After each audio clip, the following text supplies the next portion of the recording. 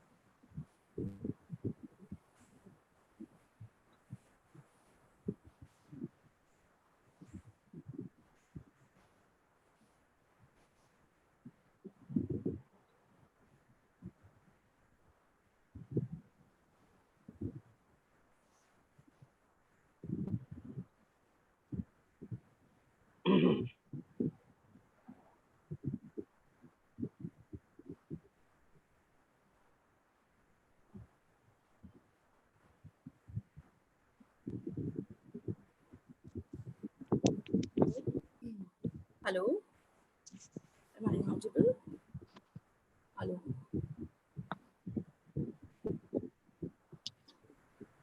Hello. Dr. Ma'am, shall we start? Hello. Ma'am, wait for 2 minutes. Okay. Just wait for 2 minutes. I'll confirm.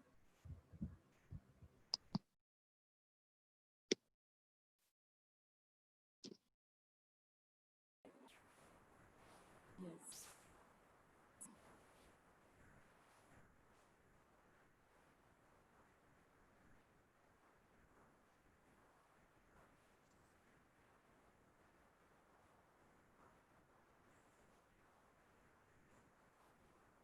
Yes, welcome everyone. I wholeheartedly welcome all the dignitaries, the participant, and the team of ICRS, the esteemed team, which has a whole spectrum of ways through which research and research and academics can be joined together for betterment of the society. This whole spectrum can be divided in parts in this workshop through 2 days. Two or more organizations are the ones who are working together on this particular workshop to be a successful event. I welcome wholeheartedly Dr. B.M.K. Prasad sir, Director of ICRS team. Sir has a vibrant experience in industry as well as in academia. So I'd like to welcome Dr. B.M.K. Prasad sir and want to introduce him for the same. Dr. B.M.K. Prasad has been teaching for the last 29 years. He has more than 100 research papers published in various national and international journals.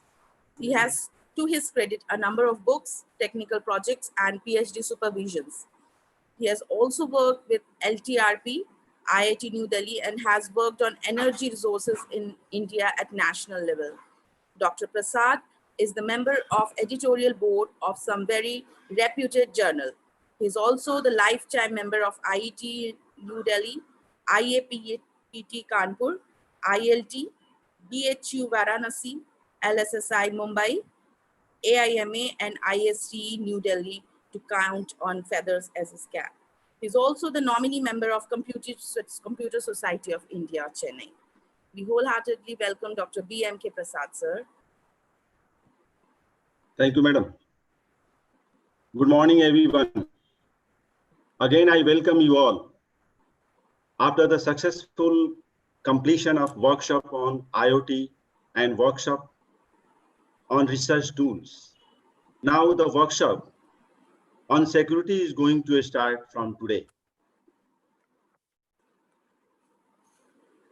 The workshop on research on security has been jointly organized in the association of JNU New Delhi, ICRS Delhi, and Sharda University, Greater Noida. Through the workshop on security, you can have some more information and ideas about attack and security, authentication and validation, open source tools, penetrating testing, ethical hacking, computer forensic, malware detection system, crime and security case study, etc. ICRS, which is running under the aegis of SCDC Delhi, and all the activities and work done by ICRS is the charity and service oriented, not for profit. On behalf of all the members of ICRS, all the members of organizing committee, the technical team members, all the coordinators, and all the volunteers. I welcome all the dignitaries, all the experts, speakers, Professor Dr. D.K. Lovial, sir, Dr. Karan Singh from JNU, New Delhi, Dr. Parmanand Ji from Sharda University, Greater Noida, all the participants from various institutions and organizations in the workshop on security today in the morning. I think you have more informations and you will enjoy the workshop, which will be very useful and important. Thank you and wish you all the best.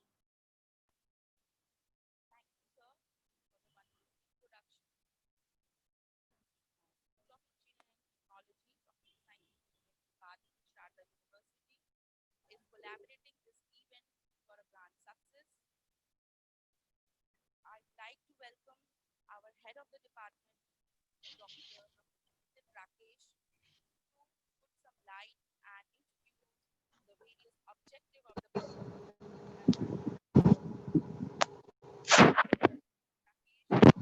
Hybrid experience in teaching as well as in industry exposure.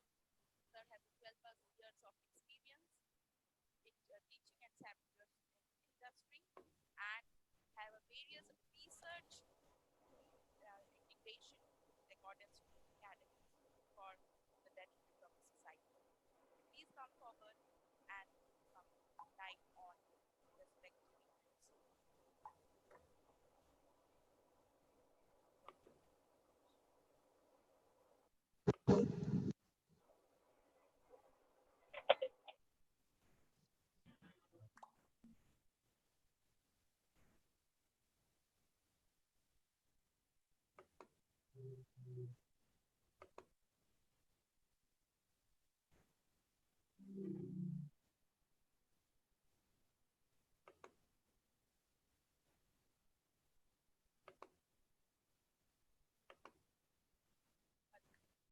Hello, ma'am.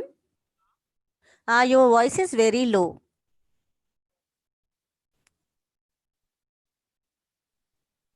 Hello.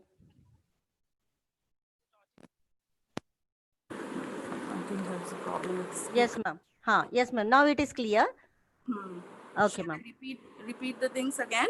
No, ma'am. You just called Dr. Nitin Rakesh, sir, please. Yes, Professor, I welcome wholeheartedly Head of the Department, Computer Science Engineering, Dr. Nitin Rakesh, to please put some light on the event for inducing the participant as well as the dignitaries for the same on the collaborative event.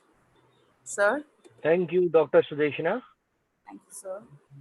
Thank you, Professor Prashad, for a wonderful welcome for all the speakers today, all the esteemed panel members and the committee members of this workshop, and all the special participants who have identified time for 5 days to participate in this security workshop. I am thankful to Professor Prashad for providing this opportunity to have a collaboration and hosting a 5-day event on a recent topic which is of highest importance nowadays, that is the security. Today we are having multiple guests. We are having our chief guest, Dr. Govardhan. We welcome Professor Govardhan to this event and the inaugural of the cybersecurity workshop. Then we are having our technical expert and our expert for the session today. First speaker, Professor Karan from JNU. We welcome Professor Karan to this event. And our second speaker, Dr. Anup. We welcome Professor Anup to this workshop. I definitely knows that this workshop will be of immense knowledge and will be of immense pleasure to all the participants who will be involving for all the 5 days, because it is not only covering one aspect of security, but it is covering security as a holistic view. So all the aspects of cyber security have been covered in all the 5 days of this workshop. And all the guest speakers who are involved in all 5 days are having a vast experience in their own respective fields. Without wasting any further time, I wish all the best to all the participants and welcome again all the guests for this workshop. Thank you.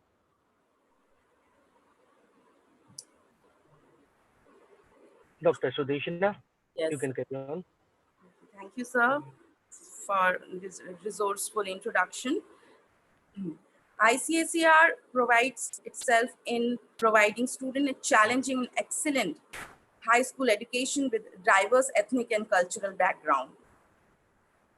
And today, with this workshop, we are collaborating a new background, a spectrum for both the organization, Sharda University and ICSER, with the motive to collaborating in a work together environment with a betterment towards security aspects.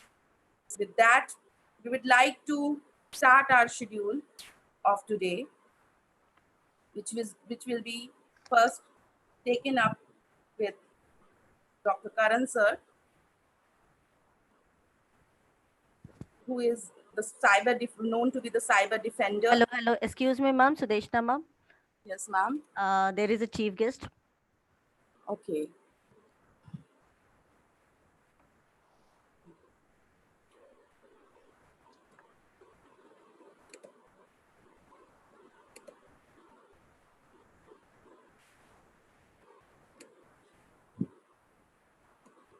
Yes, sir. Dr. Govardhan, may I introduce Dr. Govardhan Lata ma'am? Yes, ma'am. Okay, thank you. Now, with the growing need for academics to build up an environment which is learning as well as which will help mankind to grow in leaps and bounds, Dr. Govardhan is one of the prime esteemed member who is presently a professor of computer science and engineering and a rector and executive council member of Jawaharlal Nehru Technology University, Hyderabad. Sir has served and held several academic and administrative positions, including Principal, Director, School of Information Technology, JNTUH, Director of Evaluation, JNTUH, Principal, JNTUH, Head of the Department, Chairman and Member of Board of Studies, and Student Advisor. He did his 10th standard from ZPHS, Chotapal in 1986. Sir is a vibrant research member and advisory board committee and academic board committee and technical program committee in more than 90 international and national conferences. He's a member on boards of governance and academic council for a number of colleges. He's an editor for Fort Springer Proceeding. He has 3 monographs and 10 book chapters in Springer, Germany. He has guided 88 PhD theses. That's a long queue, and 1 MPhil and 135 MTech project. And sir has published 555 research papers at international or national journal and conferences, including IEEE, ACM, Springer, Elsevier, and Indoscience. Sir is an editor for Fort Springer Proceedings also. He has served as a chairman and vice chairman, CSI Hyderabad chapter and IT Professional Forum, AP. He's a member on several professional and service-oriented bodies. His area of research includes database, data science, and information retrieval system. Sir has also taught more than 20 PG and UG subjects, including data warehouse and mining, information retrieval system, database management system, distributed databases. Sir is a fellow CSI and IEI life member in several professional bodies, including Indian Society for Technical Education, ISTE, Computer Society of India, CSI, the Indian Science Congress Association, ISCA, Association for Computing Machinery, ACM, and Free Software Foundation, and many more. The Data Warehousing Institute, Internet Society, and International Association of Computer Society, and information technology as well. We wholeheartedly welcome from Computer Science Engineering Department, Sharda University, Dr. A. Govardhan. So please put some light and make us enlightened for the 2 days vibrant session. Yeah, thank you very much for your kind words. Distinguished dignitaries of the program, a 5-day workshop on cybersecurity being organized by Sharda University in association with ICAR. Distinguished guests of the program, Dr. B.M.K. Prasad, Director, Sharda University, Dr. Nitin Rakesh, Head of the Department, and Professor Dr. Parmananda, Dean, School of Engineering, Sharda University. The co-convener of this program, Dr. Nitin Rakesh, Head, and coordinator, Dr. Lata Banda, other distinguished speakers, my former teachers, Dr. D.K. Lobial, Professor Karan from JNU. I was alumnus of JNU Delhi. Happy to be with this program. And other distinguished invitees, delegates, ladies and gentlemen, a very good morning to you all. It's indeed a wonderful occasion to meet all of you on this auspicious and momentous occasion despite the COVID pandemic. And I'm extremely happy to see that more than 45 plus delegates are participating for this program. And I see 49 participants, including me. And I'm extremely happy to see that the learning is happening despite the fact that entire globe is in the COVID-19 pandemic.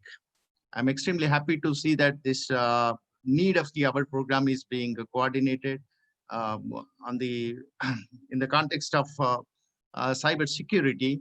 As everybody is aware that cyber security is one of the important activities which is very much essential, not only from the national perspective, but from the global context to protect this globe.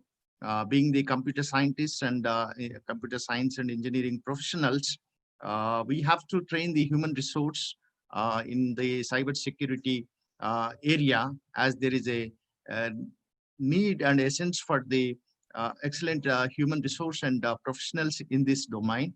To have that, teachers should be trained first. From that perspective, I am sure most of the teachers have been drafted for this program. As you all know, so there are 10 common types of cyber security or cyber threats that you see. You see malware, phishing, spear phishing, man-in-the-middle attack, Trojans, ransomware, denial of service attack or distributed denial of service attack, attacks on IoT devices, then data breaches. Then you also see, because of the wide usage of the mobile apps, you also find the malware on mobile apps as well. So you see number of sources for the cyber security threats. You see individuals that create attack vectors using their own software tools, or you also find criminal organizations that are run like corporations with a large number of employees developing attack vectors and executing attacks. You see nation states, you see terrorists, you see industrial spies. You also see organized crime groups who do these cyber security threats. And sometimes you also find unhappy insiders, you find hackers, and sometimes you also find the business competitors. So these are some of the important threats, sources of the threats that you see. And we'll have to find the solutions. No doubt, cyber security attacks have been growing from time to time. You see there is an exponential growth of the cyber attacks that are taking place at the national and also at the international level. But so is the case with the solutions also. We have been trying to find better and better solutions from time to time. And I am sure there are some of the possible solutions which can be executed, like you can outsource your security services, or you can have the systems that enable collaborations between security team members. There are a number of such professional bodies encouraging In fact, our Indian Security Council, MITI, at the national level also doing a lot of coordinating activities, and information security education awareness is being done. There are a number of projects being coordinated by MITI, Government of India. I think most of the teachers can also utilize that opportunity, and you can also see continual attack simulation tools can be adapted, and you can find solutions for anti-phishing and secure browsing. So these are some of the ways that with which you can be able to, handle and protect the systems. And at the individual levels, you can also see the password hygiene can be adapted. You can have antivirus software as a part and parcel of your systems, and you can have caution against the phishing attacks. So all the delegates who are participating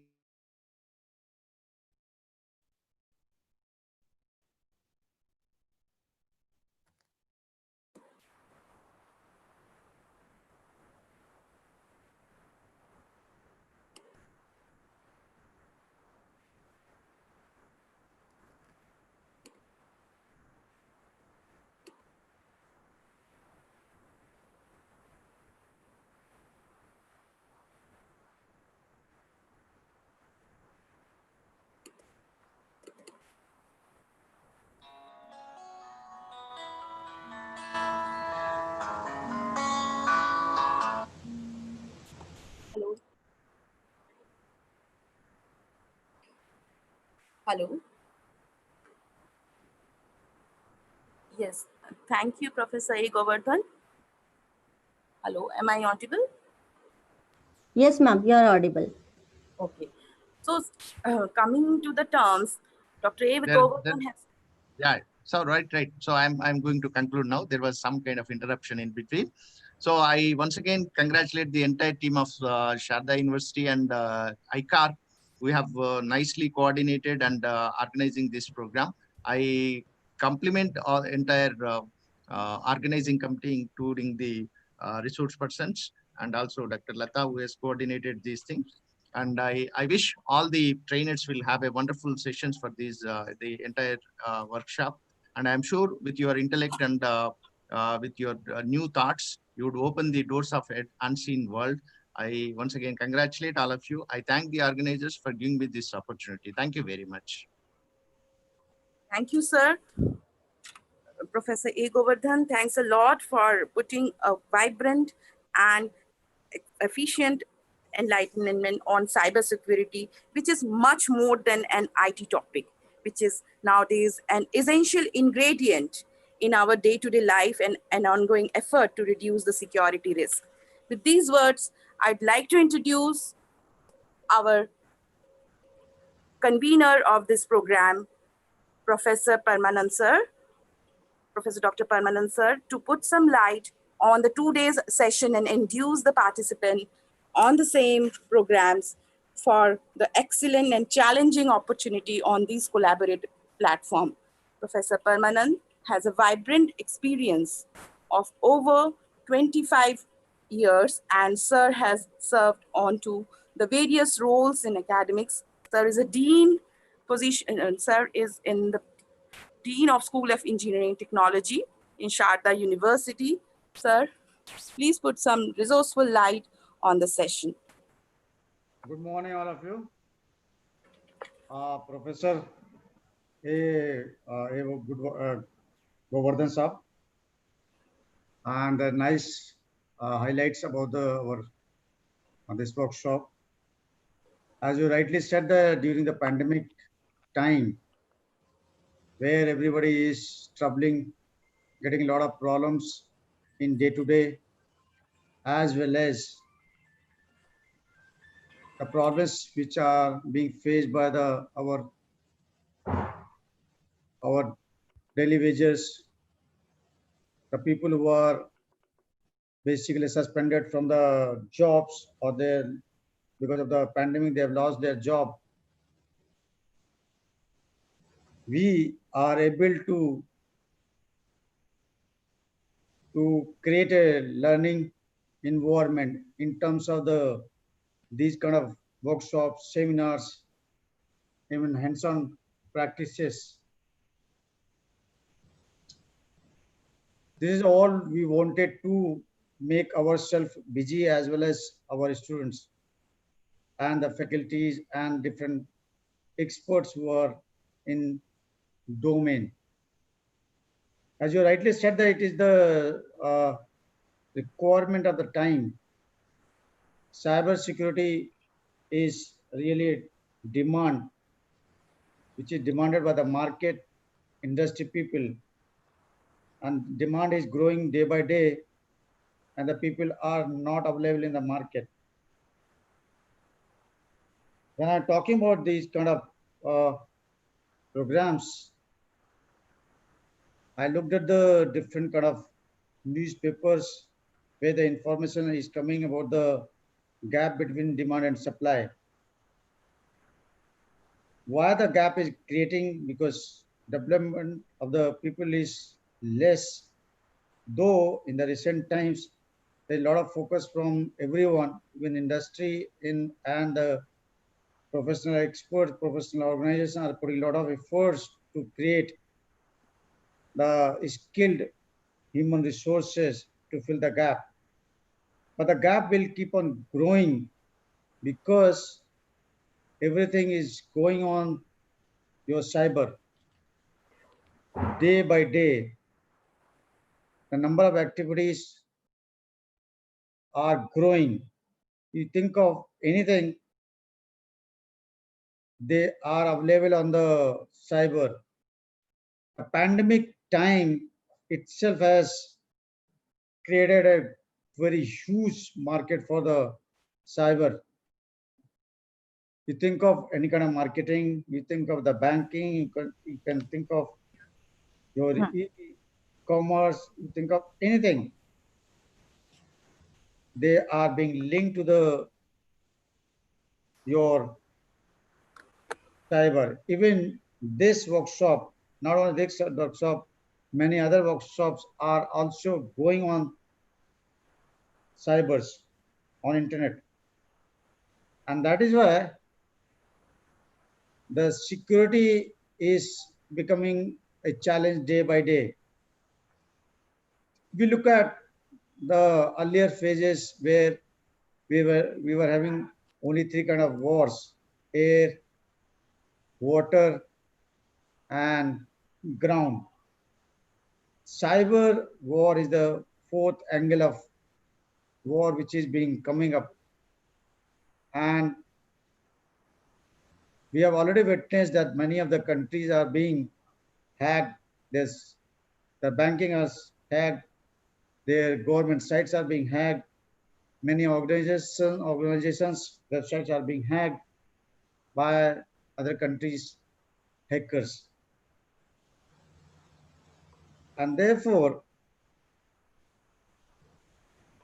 the demand and the requirement of this workshop is really needed. I really thankful to all the organizers which have put a lot of efforts in creating the platform for this workshop. Thank you so much. Thank you, and hope at the end of these 5 days workshop, everybody is going to learn. Those who already learned, they will reinforce their knowledge. Those who do not know, they will learn many more things. Thank you. Thank you so much. Thank you, sir, for such a knowledgeable, knowledge-sharing exposure, which induce as well as motivate the participant and dignitaries as well.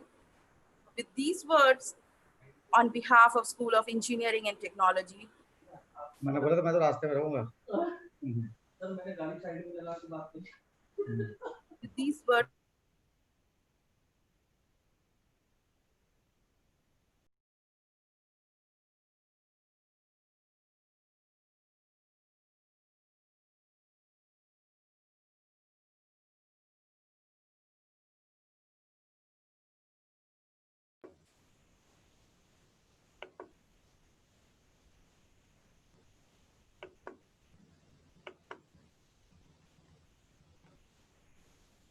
Hello. Anybody please unmute Dr. Sudeshna ma'am, please. Hello. Yes, thank you. Yes, ma'am. Yes, with these words, we would like to have some deepest of our thanks to the most invited guest. Ladies and gentlemen, it's my privilege to ask and request Dr. Lata for a vote of thanks from School of Engineering and Technology, Computer Science Department, Sharda University. Dr. Lata, please come over and get some light on vote of thanks. Thank you, Dr. Sudeshna ma'am. Here, I would like to, first of all, thanks to our participants who registered for this workshop on cybersecurity. And I would like to thank ICARE team for giving this model of workshop on cybersecurity. Thank you, Dr. BMK Prasad sir. And a special thanks to our Dean, Dean SCT, CSC Department, Dr. Parmanand sir, and Dr. Nitin Rakesh sir, HOD CSC Department, for giving me this opportunity to organize this workshop. And last but not least, my sincere thanks to Dr. Karan sir for keeping faith on me to conduct this workshop. And thanks to all dignitaries, chief guests, and participants, and all my team members, those who are working at the back end, and all the moderators and technical sessions and technical persons who behind this workshop. Thanks to everyone. Thank you, ma'am. Thank you. Over to you, ma'am. Yes, thank you, ma'am, and for inducing the participant and the dignitaries as well. With it, now we will take a 5-minute break, and then we will again start with our session of today. Thank you all for letting the ear patiently.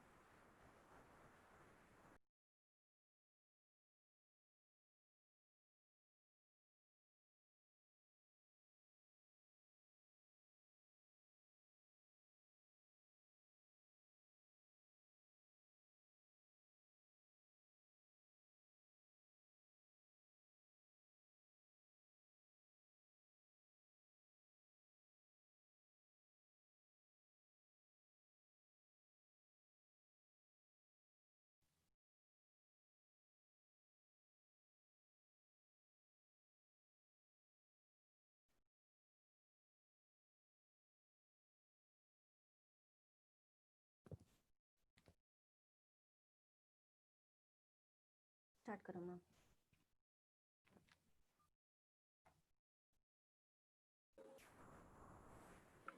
Hello. Welcome all participants, all esteemed members and dignitaries to the first session of this workshop on security. And the first session comprised of attack and security solution by our esteemed and resourceful Sir Dr. Karan Singh, School of Computer Science and System Science, JNU, New Delhi. Before starting the session, I'd like to introduce Dr. Karan Sir. Sir is serving as Assistant Professor in SC and SS Jawaharlal Nehru University, New Delhi from Jan 2014 to till date.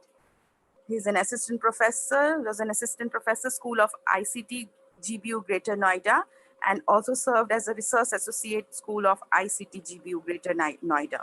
Sir has many feathers in his cap as an awardee and honorable esteemed resourceful academician, general chair of 9th International Conference QShine 2013, certificate achieved for education profession by International Accreditation Organization USA in 2012, profile nominated for Best Computer Faculty by Association of Scientists, Development and Faculties Award 2012, Pondicherry, India. IEEE certificate for member, get a member, MGM 2008, and biography nominated for publication in Marcus, Who is Who in the World, November 2008. Sir is a professional member of IEEE, IEEE Computer Society, ACM, IACSIT, ICST, ACEEE, CSIA, ISOC, AIRCC, and many more. Professor Karan is an editorial board member and reviewer of various national and international journal or conferences, and also hold the responsibility of session chair and organizing committee member of several national and international conferences, workshop, and faculty development program. With these words, I would like to introduce with the few words on malware and the attacks that refers to various form of harmful software such as virus and ransomware. Once malware is in our computer, it can wreck and sort of havoc from taking control of our machine.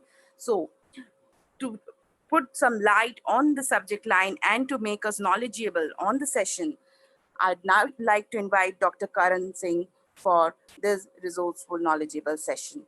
Professor Karan Singh. Hello. Yes, sir, you are audible. Yes. Continue. Thank you so much, Sudarshana. Thank you. And Lata, Parmananji, Nitin Rakeshji, and iCare team and organizing team. So thank you very much for this opportunity. Just I am going to share my PPT. Okay, just give me 1 minute. Please take your time, no problem.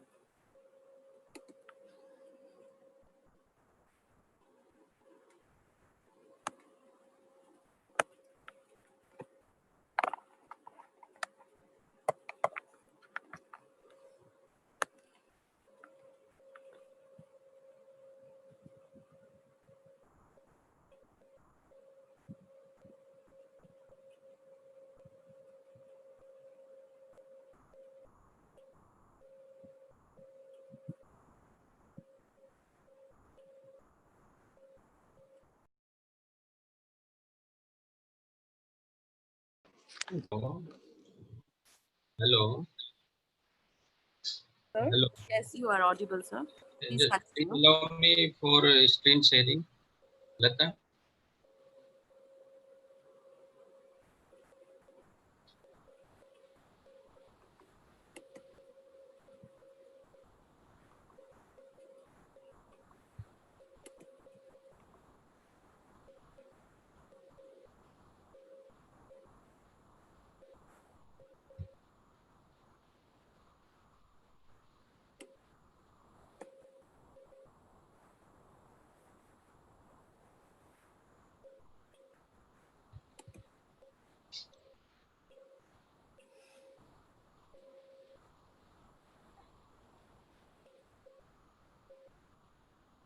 Okay.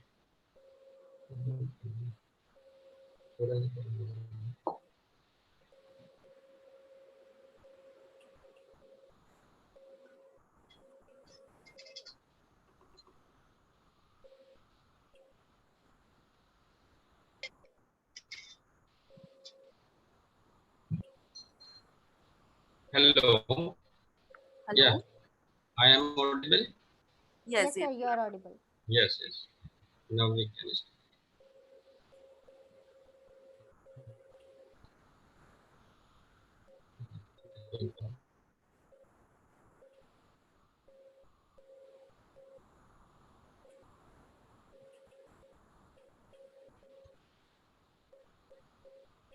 So today we will discuss about what are the different.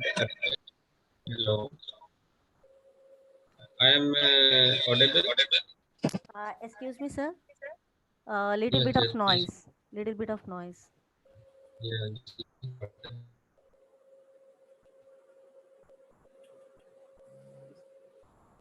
Kindly check, sir, if you have connected with two devices in the Zoom meeting. Sometimes it happens, the echo comes when connecting to multiple devices.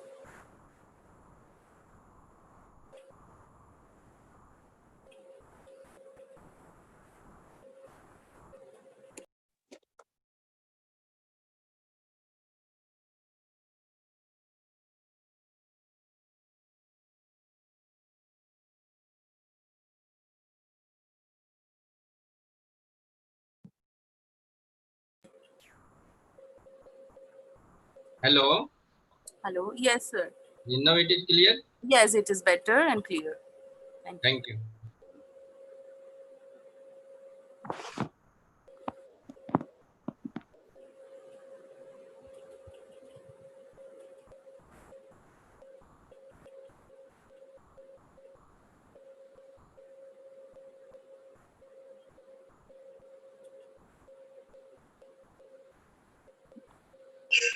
Okay. So today we will discuss about what are the different attacks exist in environment and what are the security solution, because this workshop is related to security. So I hope the many speaker do some hands-on. So I will try to provide some background. What is exactly attacks are there? Then what are the possible solution is there? So I will try to cover that.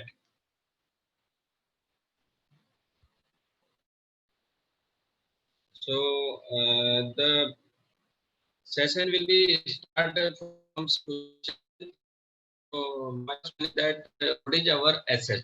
If we are living in a digital age, so we try to find out what are the our asset, means what are the things or devices belong to us. So if we know that, then we can care about the security and we can provide the security to that asset. So we are not in a face to face. So I will show what are exactly our assets. Otherwise, I will ask and you will be give the some answer. So if you see the this graph, already there is a many devices there. For example, personal computer, okay, and smartphones, tablets, Internet of Things, smart TV, and wearable device. Okay, so these are the some assets which belong to us. It may be we have the multiple devices at a time. So if we say what is the answer of what is our assets, so these are the things which belong to us and related to digital age or cyber space. So we are working or we are working the daily task with the help of these devices. Now, second question is that what is exactly outcome of these assets? Suppose we are using these devices. Hello. Hello. Yes, Yes, sir, you are sir, audible. you are audible. I am audible. Yes, sir. Yes, Yes, sir. Perfectly yes, audible. sir, you are If audible. there is any issue, then you can interrupt me. No issue. Okay. The motivation behind this talk, first one is the what is exactly asset. Already you know what are the different assets belong to us, and which is related to digital age. Then second, what is the outcome of the asset? Why we care about the security and what are the different attack possible? Before that, we should know what is the outcome of these assets. So if you know the outcome, outcome means what is the data going to generated or just say forwarding by these devices. You just say the contribution of each and every devices. So if you say the smartphone having the 90% to 21% for contribution, and there are the many non-smartphone also there. Okay, so if you say the different category of the devices, so there are the some contribution accordingly. So there are the number of the devices, how much devices we are going to use, and what is the data going to produce by these devices. So if we are going to generate or we are going to forward the data, then we need to care about the security. So why we require the security? We will give the answer. First, we should know the term. What is exactly security? So if you say the security, security means the protection of general things. It which belong to you. So suppose you have a device, it means you need to provide a protection to that device in form of the hardware or the software. For example, suppose it is a smartphone or it is your personal computer, then you need to install some antivirus or anti-spyware. Then you can protect that device.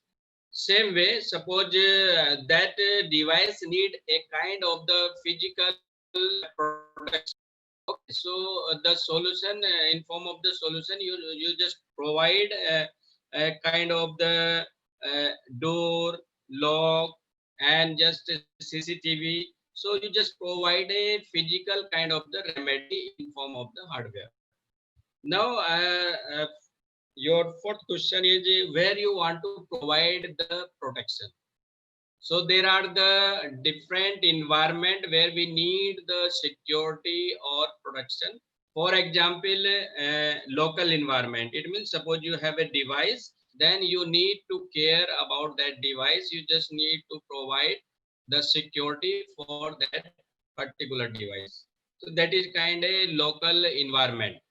Then there is a second one is the electronics environment. When you try to send the data from one node to another node or one device to another device, then you need to provide the protection between them. Then entire, suppose there are the multiple devices there in entire world in cyberspace, then each and every device need to care itself, then the globe will be protected. So that is called global environment. Now another question, why we require the security? So this is the most important question, why we require the security. So the reason behind this is the these component. So many speaker will go into detail what is exactly vulnerability, how we assess the vulnerability, what is exactly threat, how we provide the solution with respect to attack. But according to definition or according to know why we provide the security, so these are the three component or three environment. First one is threat means you just suppose anything happen and is disturb your operation, your device operation, that device function or availability of that device. So it means some threat is going with on your device. Second one, vulnerability. This is the very important word, vulnerability. Vulnerability means weakness in design, configuration, implementation, or management of this. any kind of the weakness exists inside of the system. Hello. Sir, please continue. Yeah. Okay. Thank you. So weakness is available in system or your device. It means so these are the two terms. Hello. Now third one is the attack. Attack means suppose there is some intention or target to modify your intention or your intention. So it happens. So if there is attacker, so attacker will do action. From that action, so that is called attack. It means suppose there is some information, it may be deleted or delayed. So there are the different type of the attack exists inside of the environment. Okay. For example, virus, already you know the virus. If suppose any virus come on your device, so you need some kind of the security like antivirus is there. Second one is the denial of service. Suppose multiple email come on your email unavailable. So type attack is denial of service. If we categorize the attack, there are the two type of the attack. One is the passive and second one is the active. So passive means just kind of monitoring. It means suppose there is any device or any system. So any attacker try to monitor the environment. What is exactly happening inside of the environment? It means there is no harming or there is no action performed by attacker. No modification, no delay, nothing is happening according to attack. That second is the one. Active means suppose the purpose of attacker is to delay the information. So attacker try to capture that information and try to delay that information. Or any other purpose, suppose the purpose of attacker is delete the information. So attacker receive that information, then try to delete that information. It means that is a category of the active attack.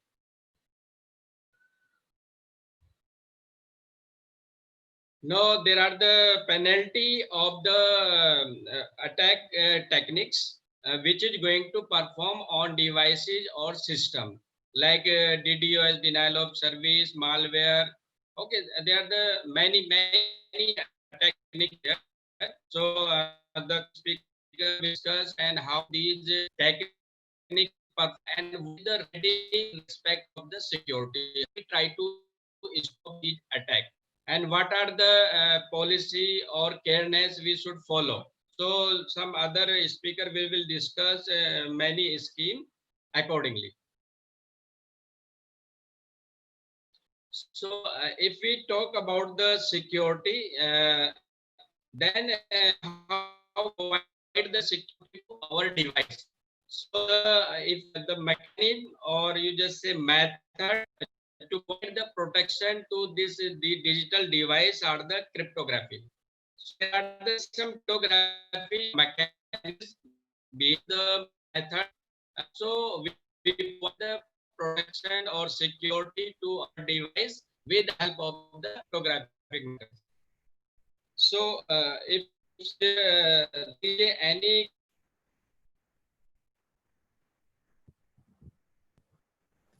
Hello? Hello?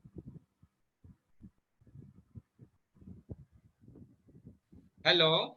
Excuse me, sir. Yeah. Actually, your voice is breaking. Now voice is coming. Yes, sir. Now it is clear. Okay. There is some I think.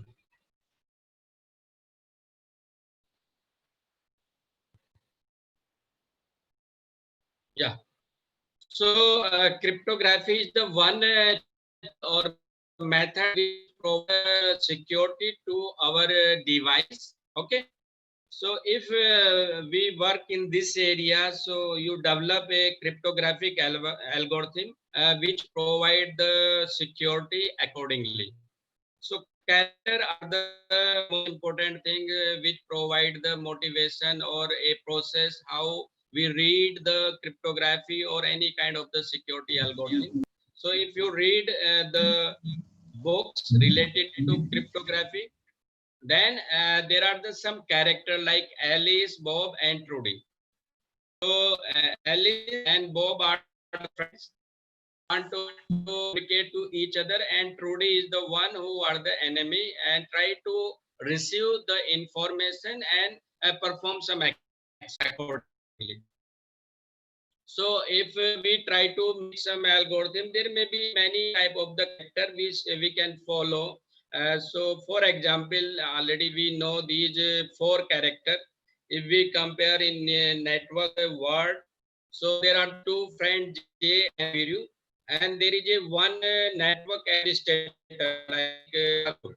So these are the three main character, and there is a one enemy. Say, so there are four characters in entire network. One is the network administrator, one is source, one is the destination, and one is the opponent. These are the four characters. If you are going to design some algorithm, then character may be accordingly. For this scenario, this is a network. In this, there is a data is going to generate by source. Then there is a destination. We say it the Viru, and there is one opponent. That opponent number. So if you send the data, it should be secured and reach to destination in secure form. While this opponent will not receive that data. So there are some attack possible on different type of the services. We will discuss what is exactly these service potentiality or availability. So some attack may be possible. Then we try to find out the solution according to different type of the attacks. So this is the one example, always dropping. It means message is going to access on unauthorized way. Then packet may be snipped. Okay, some copy may be done by some opponent. So for example, there is a source and destination. They want to communicate each other. Some person is who want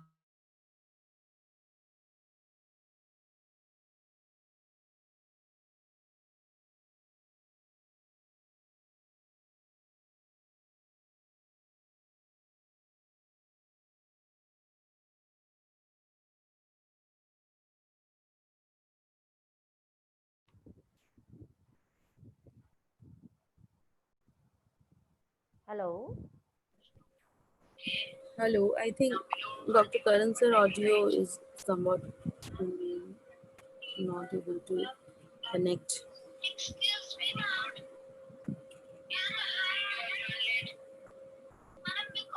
Wait for 2 minutes, ma'am. Participant, please cooperate for the network issues. These happen during the online courses sometimes.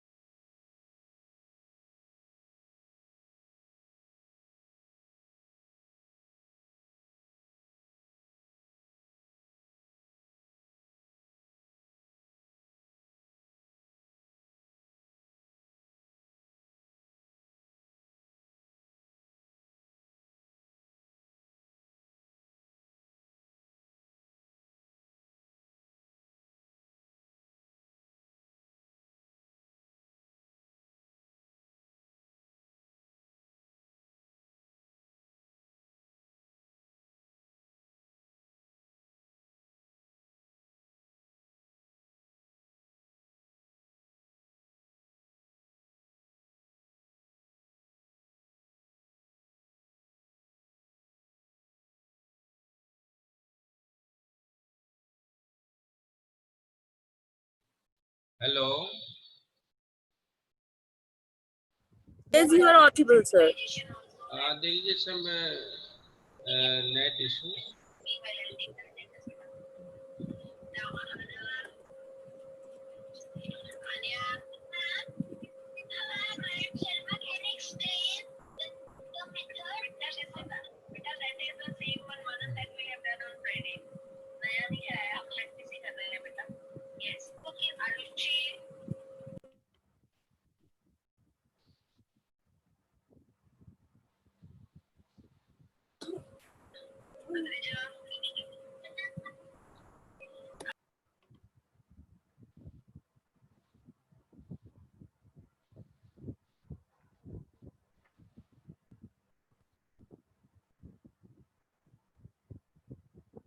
Yeah. So the third one already this is covered, integrity attack. Yes. Hello. Yes, sir. You are audible, sir. Okay. So integrity attack is covered. Yes, sir. Okay. Now there is a one attack possible on authentication. It means someone is going to fabricate your ID. Okay. For example, there is a one source J, and he want to communicate with Viru. Then one opponent maybe say I am the J. So that is attack on authenticity. It means someone is going to fabricate your identity. Now the one attack is on availability. It means some service is there and that service is unavailable for users. For example, some internet is there and someone cut the wire, then service will be unavailable. Suppose there is some server is there and any attacker send the multiple information, multiple message at a time. So any kind of the denial of service may be possible. So your server will provide the service, will not provide the service for user. So that is kind of the attack on availability.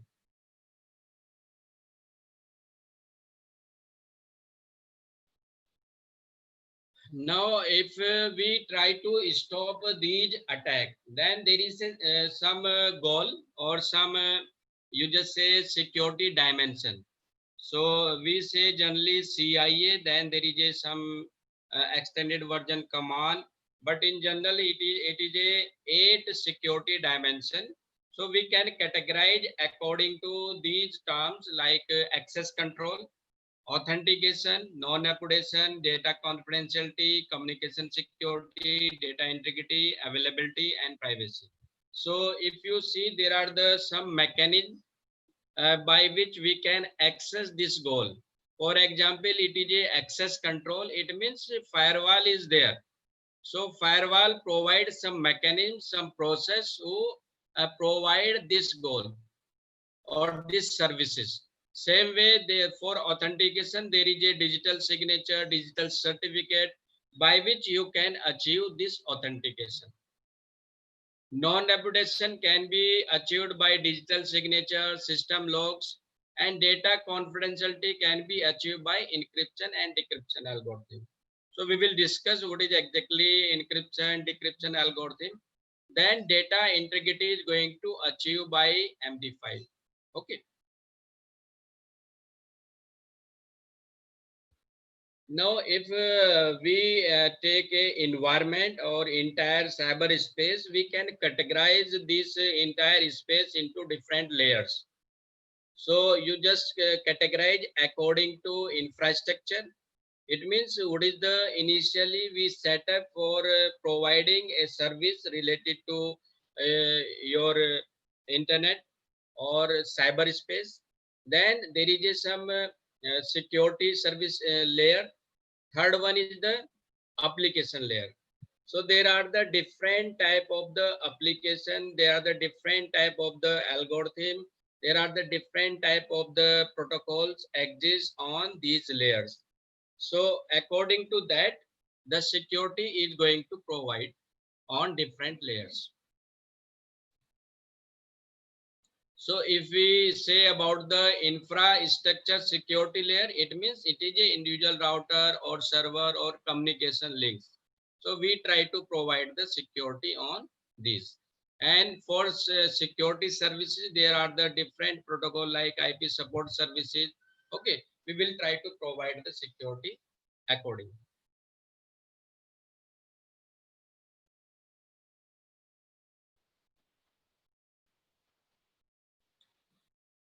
Now there is a some plan. Plan means how we are going to use the entire cyberspace.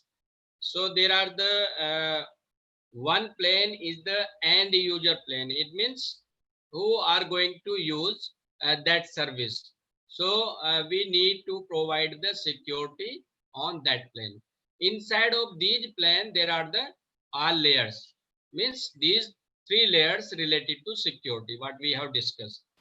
Then second one is the controlling. It means there is a someone suppose we want to send the information in internet, then we require some controlling or signaling.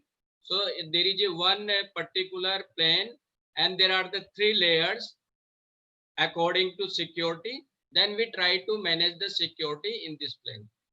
Then third plane is your management of the security plane. So in this, there are the again 3 layers. Then according to that, we try to provide the security. So again, if we say the plane according to protocol, so there are the some protocol on different planes, and we try to provide the security according to these planes. For example, HTTP is there, so we need to a kind of the security solution like HTTPS is there in this plane. In a controlling or signaling plane, routing protocol is there. It means we can provide the security to routing protocol in this plane. And on management, there is a SNMP, Telnet, FTP. Okay, so we try to provide the protection to these protocols.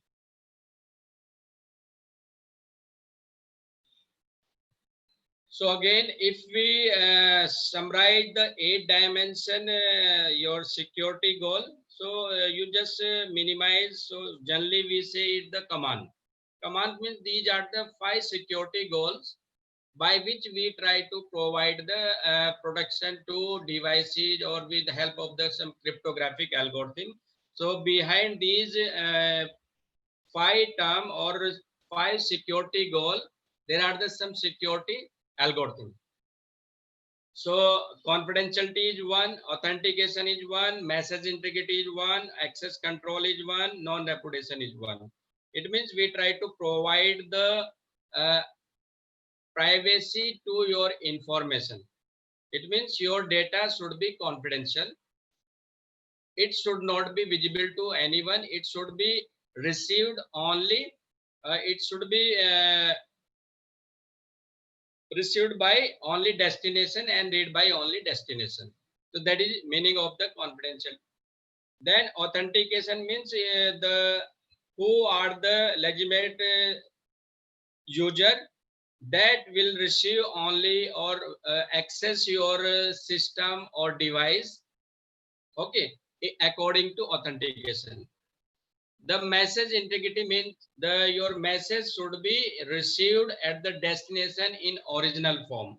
There should not be any modification in that message.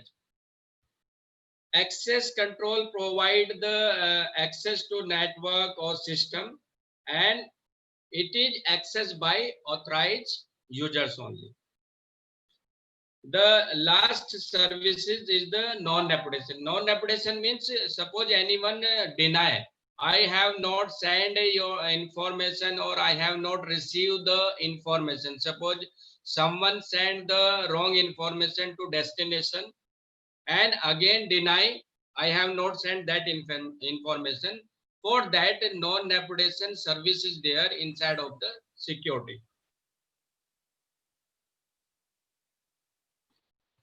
Now there is a one pyramid about the security. What is the different type of the security exists inside of the cyberspace? So we can categorize very simple way. There is a S means simple security, general security. Then there is a information security, then network security, then your device data application security.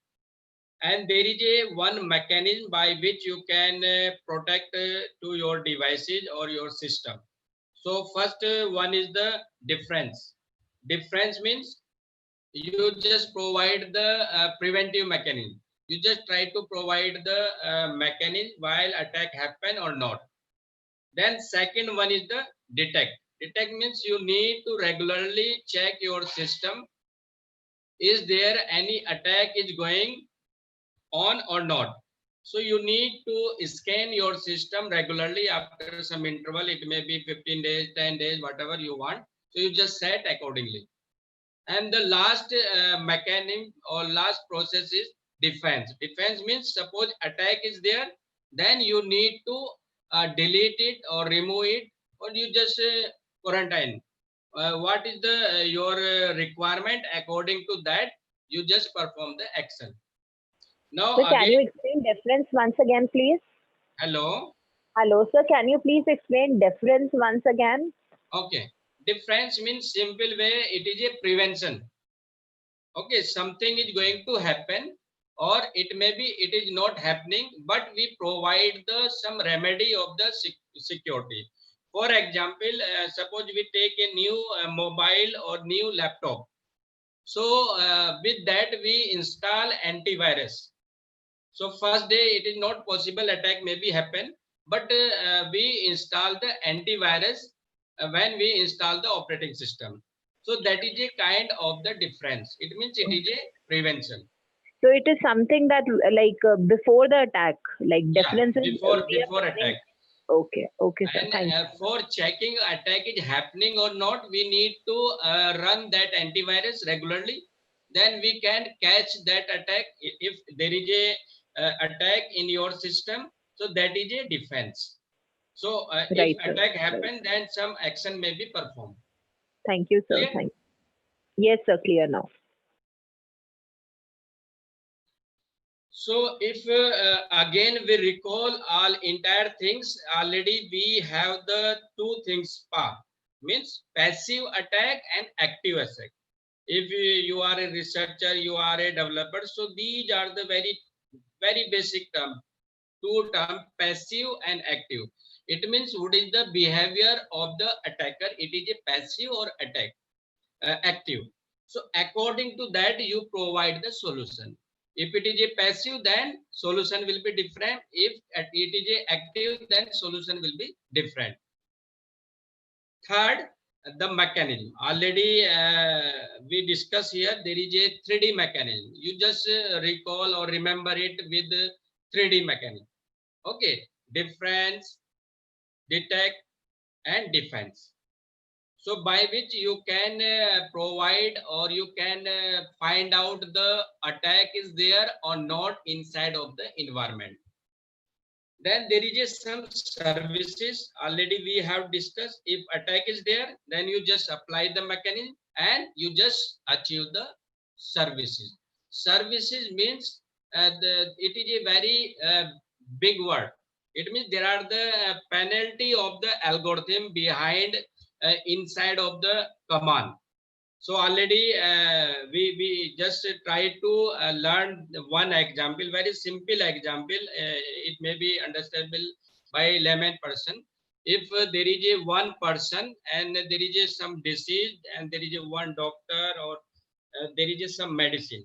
If you compare these terms with the security mechanism, so person means any system or device who need or who required the kind of the security. Disease means that attack, and doctor is your administrator who provide the kind of the remedy or consultancy and medicine is your services. Okay, if you just recall the medicine, if you visit the medical store, so there are the lot of tablet is there. It may be different size, it may be different names. So if you just imagine, there are the penalty of the tablet is there.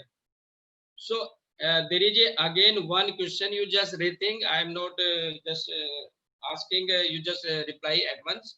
If we apply or we provide all medicine at a time to that person, if any doctor write all medicine, then what happened with that person or that system? So medicine means these command. So if you are a researcher or developer, if you provide the protection or kind of the services to your system at a time, all command terms provide at a time, then what happened with your system? Okay, your system may be very secure, but what about the performance? You try to think about that. Now, if we talk about the environment and cryptography, so this is the one example. If you want to provide the security to network, it may be one example of the network security.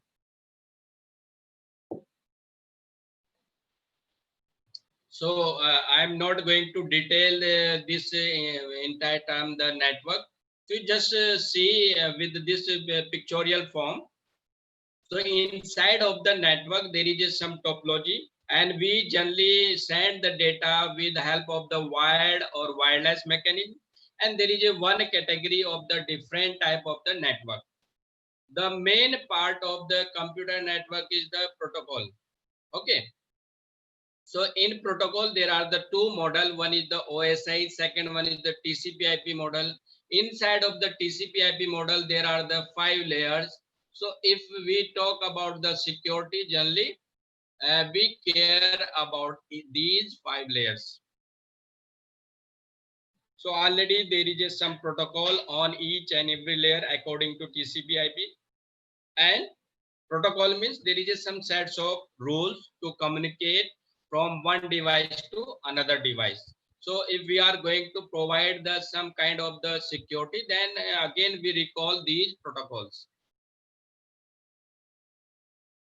So same way, what is exactly network security or kind of the security according to this pictorial form? Media is same. We try to send the data via wired and wireless. If we are provide the security, then we care according to media. Okay, it is a wireless, then the solution will be different. If it is a wired, then solution will be different. Then there is a type. Type means there are the two type of the security solution. One is the link to link and second one is the end to end. Link to link means we try to provide the security to each and every node which is available in network.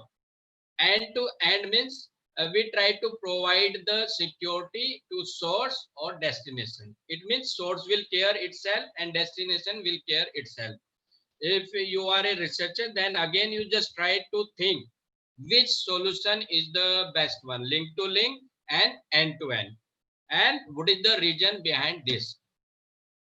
Now one another component in security is attacker itself. If attacker is there, already we discussed in environment, then we require the security.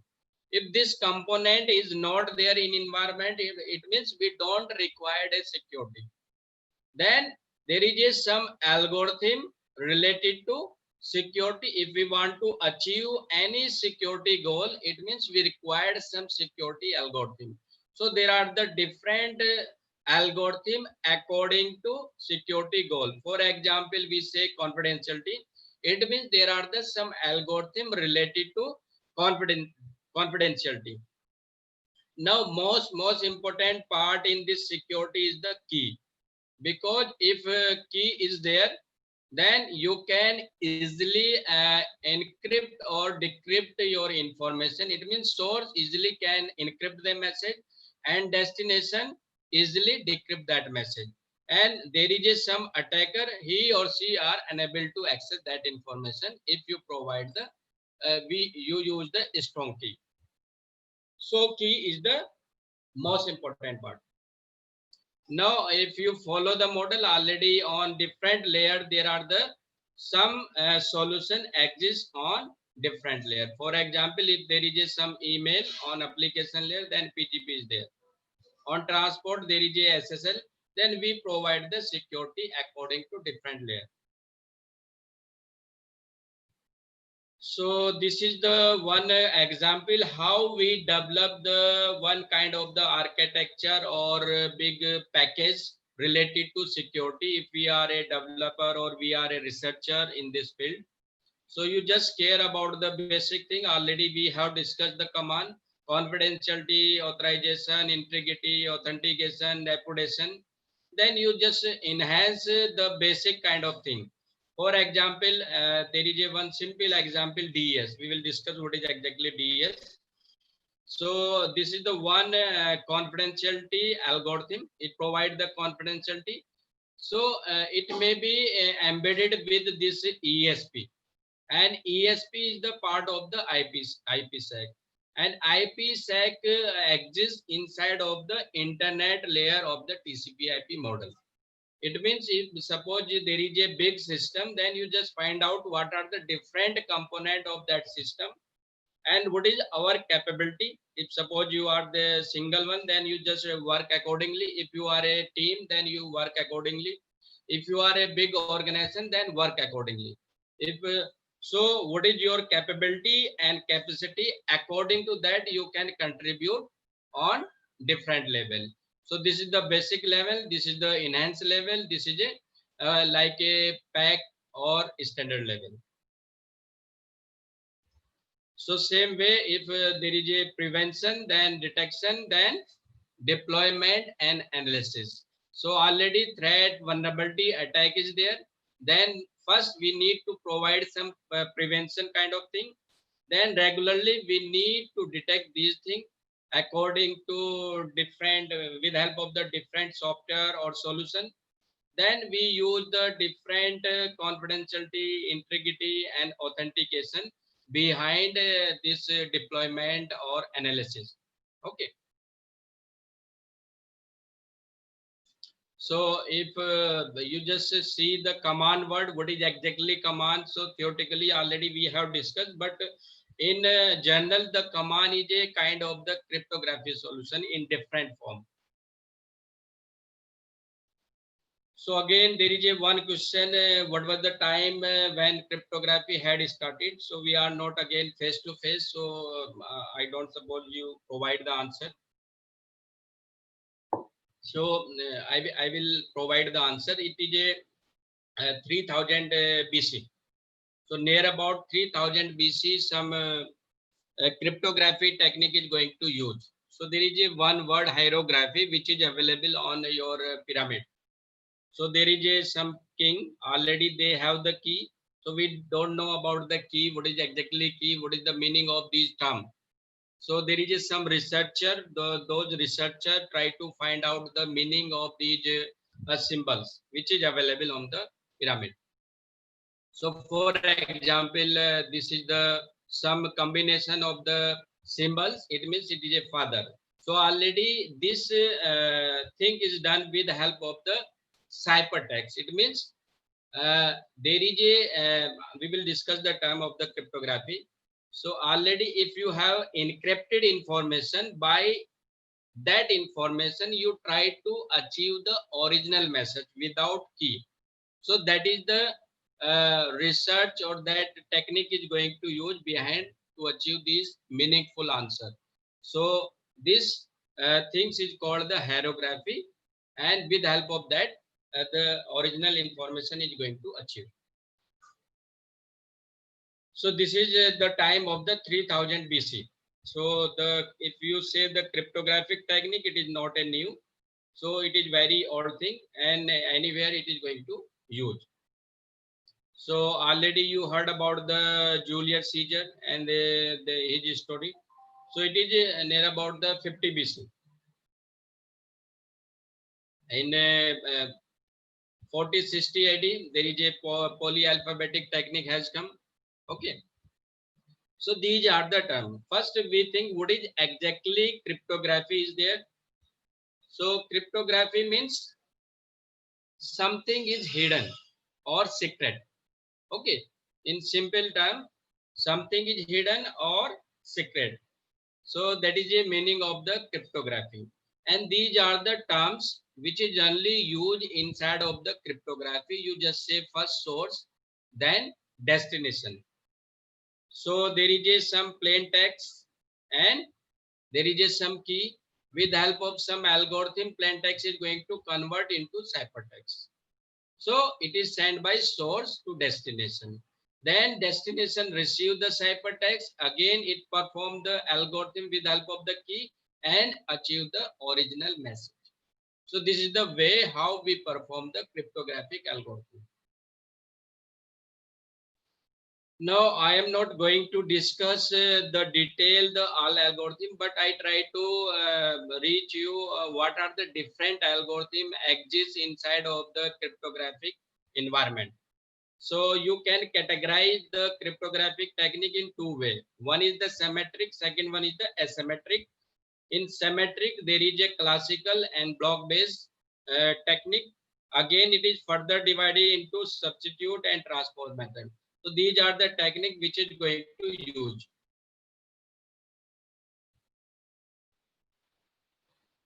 And inside of the symmetric, again, there is a one category of the block. So already there is a DES, AES, 3DES, RC4. These are the some algorithm related to block. If we talk about the asymmetric, this is the one example of the block cipher DES. Already we have discussed in that example.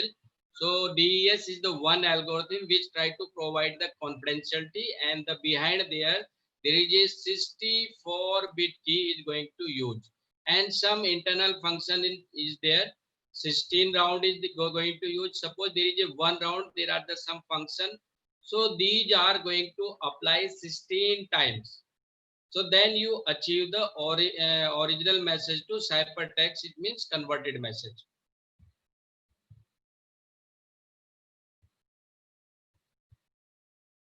So inside of the asymmetric mechanism, there is a use of the public and private key.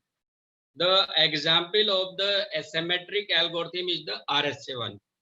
So suppose you want to achieve the confidentiality, then it depends upon how key pair is going to use. Okay. So according to pair, suppose there is a public and private key.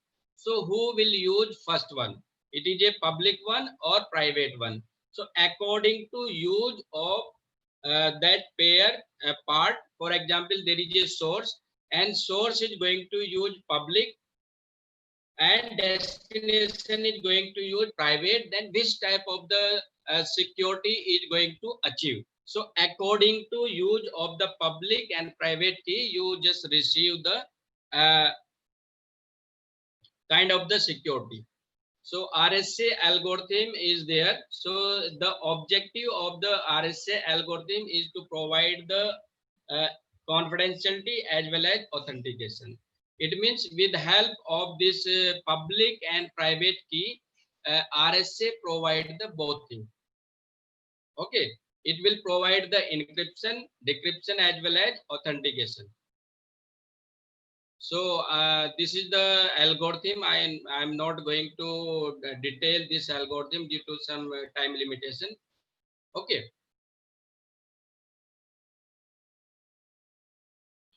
Now, what are the different solution exist related to different, suppose attack is there, then what are the possible solution is there?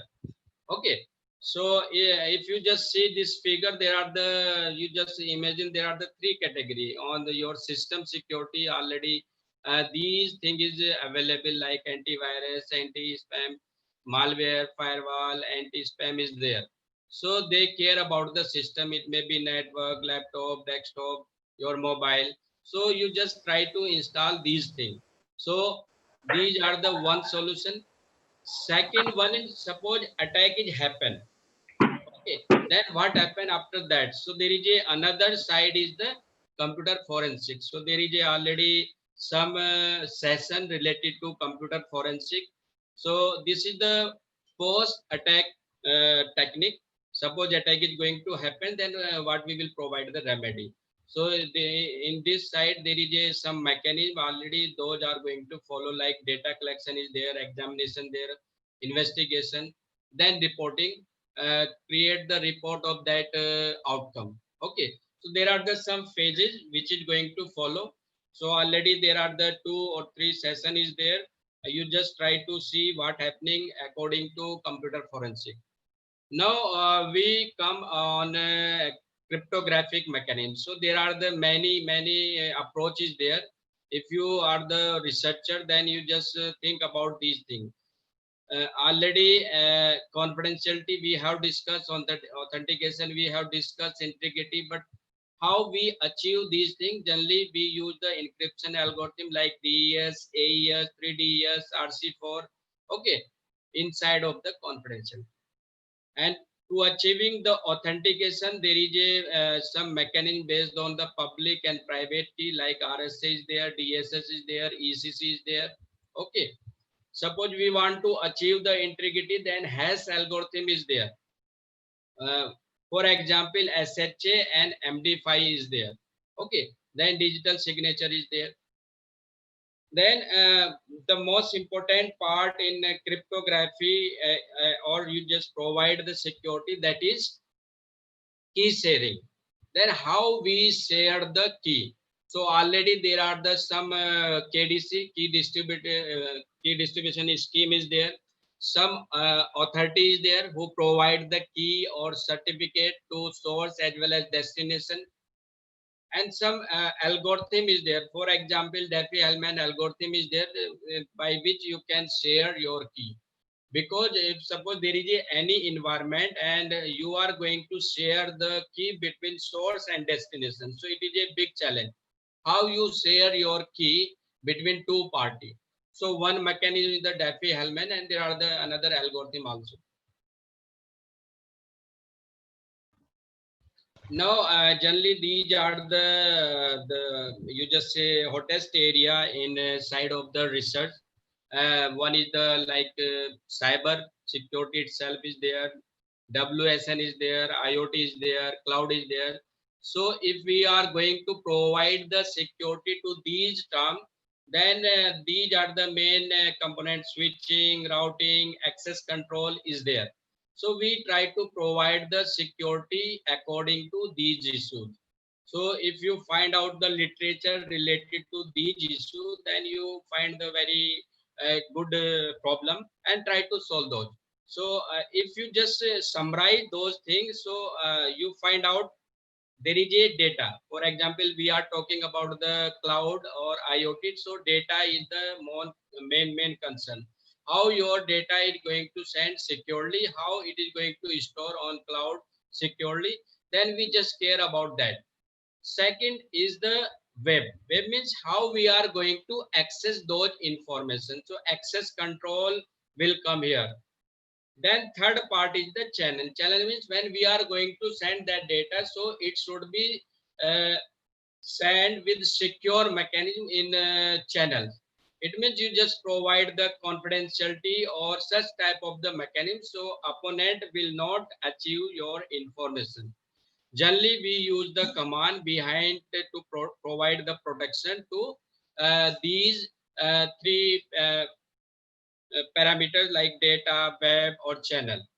So you just try to find out the literature or just schemes related to these different type of the component. So this is the one example. Suppose we want to provide the security to your IoT.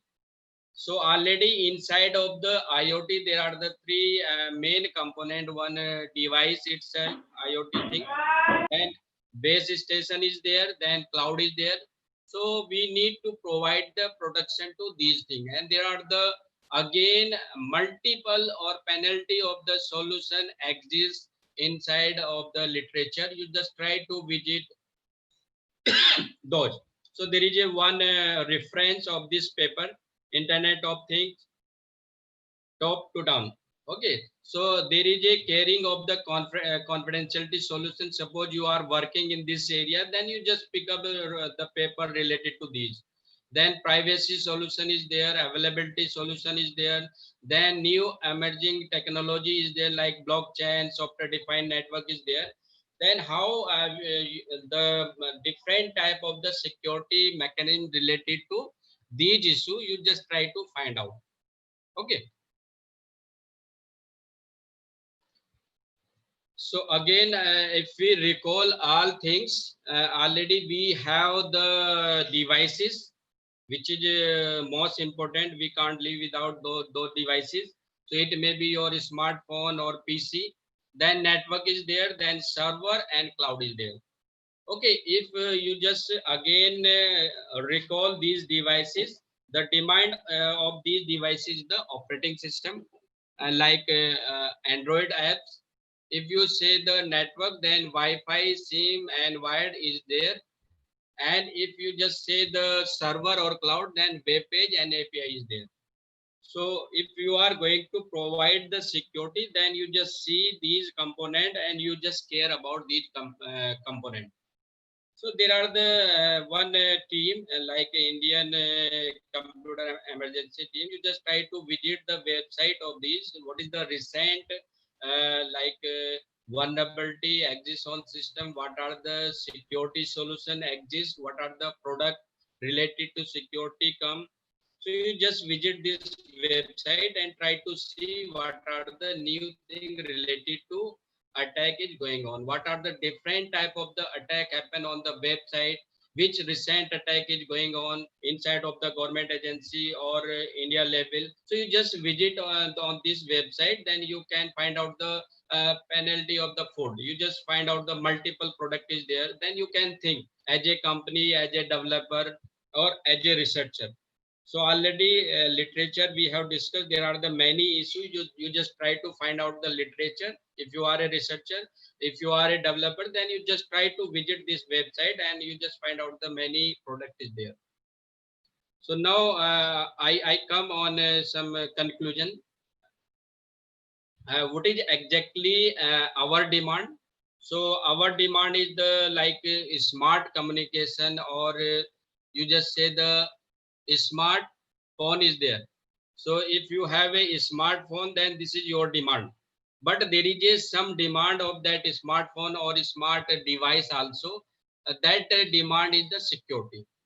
So you just try to care about the security if you are using any kind of the device or any kind of the application. For example, you have a one smartphone or a smart device, so you are going to use multiple application at a time. So if you are using multiple application, then you just see what is the effect of those applications.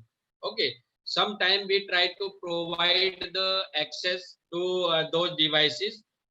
So secure attack is there. So we require the security with respect to attack intensity or level.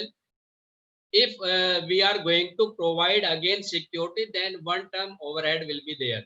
So as a researcher, we try to find out the trade-off between attack and security, security and overhead. Suppose you provide the very good security, but overhead is very much, it means it is not a good solution. So we try to minimize the overhead and we try to enhance the security. So this should be a permanent goal of any researcher or any developer. So thank you very much, all participants and organizer. If there is any question from your side, you just tell me. Any question? Hello. Sir, hello, am I audible? Yes, yes. Yes, I'd like to ask and request our participants, please come up with the queries if they have, or else we can get a vote of thanks.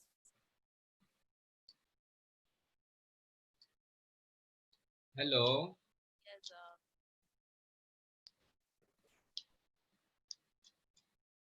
so there is a question. Could you please explain what is non-repudiation once again? Non-repudiation. Hello. I am not audible. You just speak loudly. Sir, there is a question in a chat. Yeah. Could you please explain what is non-repudiation once again, Okay. sir? Okay. Non-reputation means suppose someone deny that he sent a message or not. For example, I am a source and I send the wrong message to destination. And after sending, I deny, okay, I have not sent the information or any message. So this is a kind of the reputation. Okay, you are going to deny that what you have done. So there is a service, non-repudiation. By that service, you can try to catch that person. So already there is a digital signature is there. If you want to achieve the non-repudiation, then signature is there. For example, suppose you have a check and you just visit your bank, then signature is required. For example, you say you just withdraw some money and say to bank manager, okay, I have not withdrawn any money, and you just fight to that bank manager, then he or she will show your signature. Okay, so signature is the solution with respect to non-repudiation. Clear? Yes, hope it is clear to our questionnaires. Sir, one question from Ms. Gunjan Srivastava. How many layers should be in multi-hop WSN? How many layers should be in multi-hop WSN?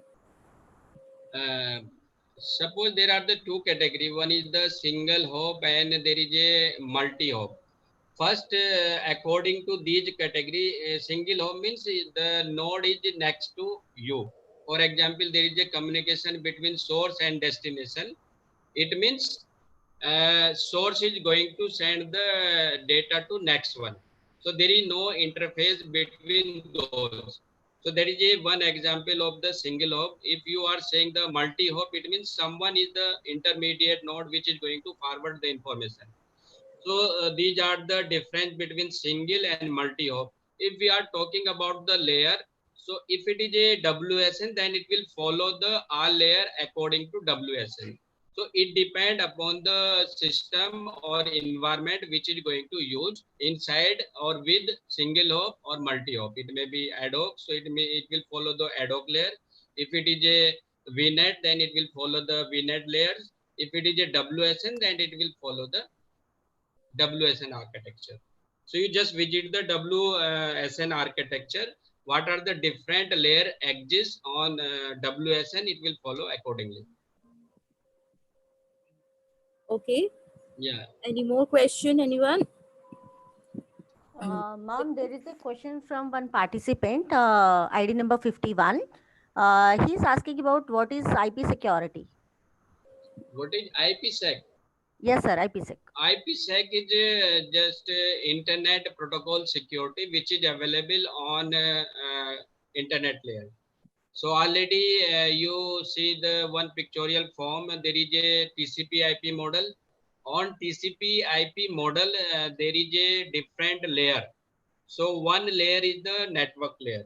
So network layer, if you just visit the network layer, there is a one protocol that is a main protocol. We say it IP, Internet Protocol. So suppose we want to provide the protection to that protocol. So IPsec is there. So inside of the IPsec, already we have discussed ESP and AH is there. Authentication header or encryption payload. Okay. Yes, sir. Thank you, sir. And one more question is there, the last question, which is from 31 ID. Can you suggest any spyware for Android, Windows, and Debian? There are the many. If you just write this term, okay, on the Google also, so there are the penalty of the solution is there. Okay, already I provide one website. You just visit that certain. Okay, So you just find out the many solution related to spyware, Android, Windows. Okay. So there the penalty of the solution is there. Yes. Thank you, sir. With that, we can come to an end of this resourceful and very enlightening, very knowledgeable session. Rightly said by Dr. Karan sir, information security is the most significant component of an organization competitive growth, without which it can suffer reputational damage and placing the organization at a competitive disadvantage. So we all are very much serious and have a bird's eye on this parameter of computer security. Thanks a lot, sir, for such a nice session. With that, we take a 5 minutes break for the next esteemed speaker in this session. Thank you, sir. Thanks a lot. Thank you. Thank you, sir.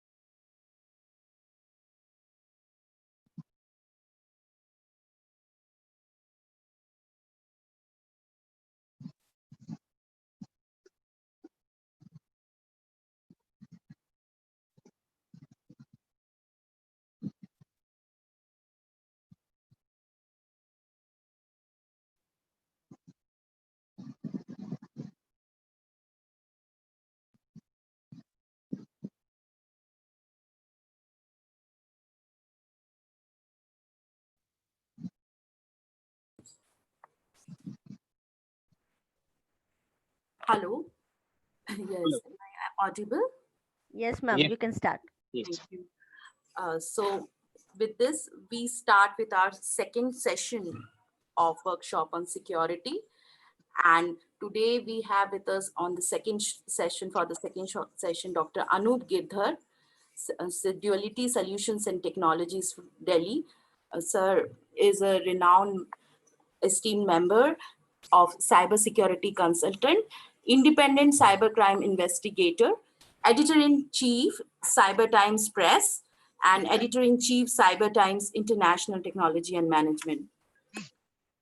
Technological Board Advisory Member with Indira Gandhi National Open University for information security courses at PG and UG level. As we all know, security is posing threat, and the risk and cyber crimes are increasingly on the higher mode. So we need to be proactive and stay informed of cyber criminals. Now, Dr. Anup Girdhar will tell us how the vulnerability assessment and penetration testing will help in the growing need for the hour as in cybersecurity ways. So we welcome Dr. Anup Girdhar. Please come over and let's have a visual session on the same. Thank you so much, ma'am. Thanks a lot. It's indeed pleasure to be a part of a wonderful audience, and thanks to be a part of again connected to Shada University and the entire member who's actually organizing such a wonderful event.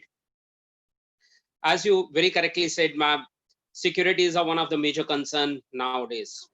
Everybody is worried about security. Everybody is. Hello. Yeah, hello. क्या आवाज नहीं आ रही? Am I audible now? Sir, aa rahi hai. Voice is clear, sir. It's clear.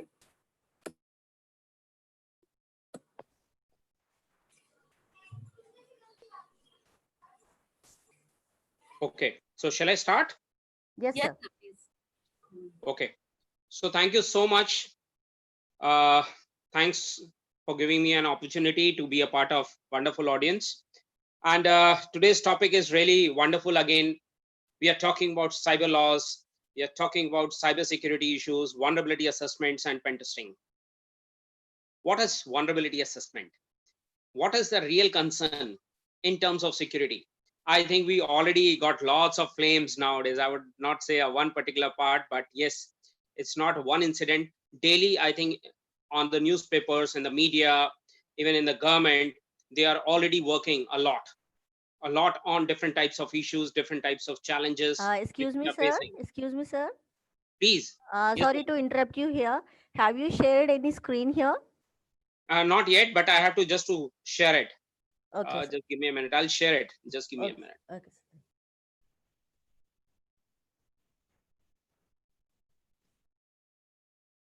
Is that okay?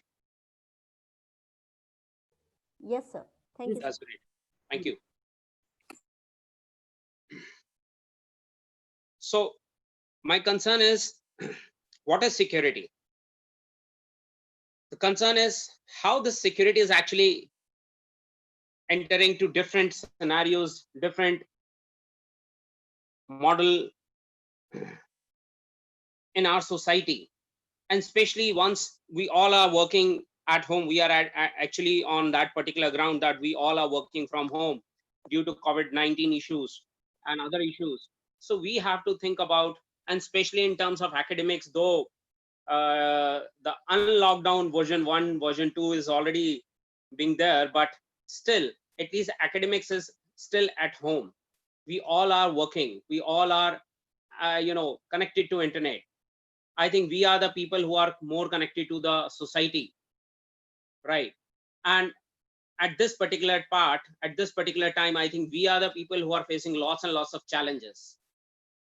So today we are going to talk about the different types of concern. That is, what is vulnerability assessment?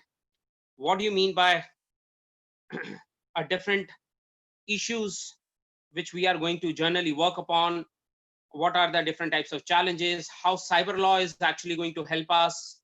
And we are going to share some common vulnerability exposures a real-time scenario. I'll show you some hands-on practical experience, like how we can go and work on Windows operating systems and other issues.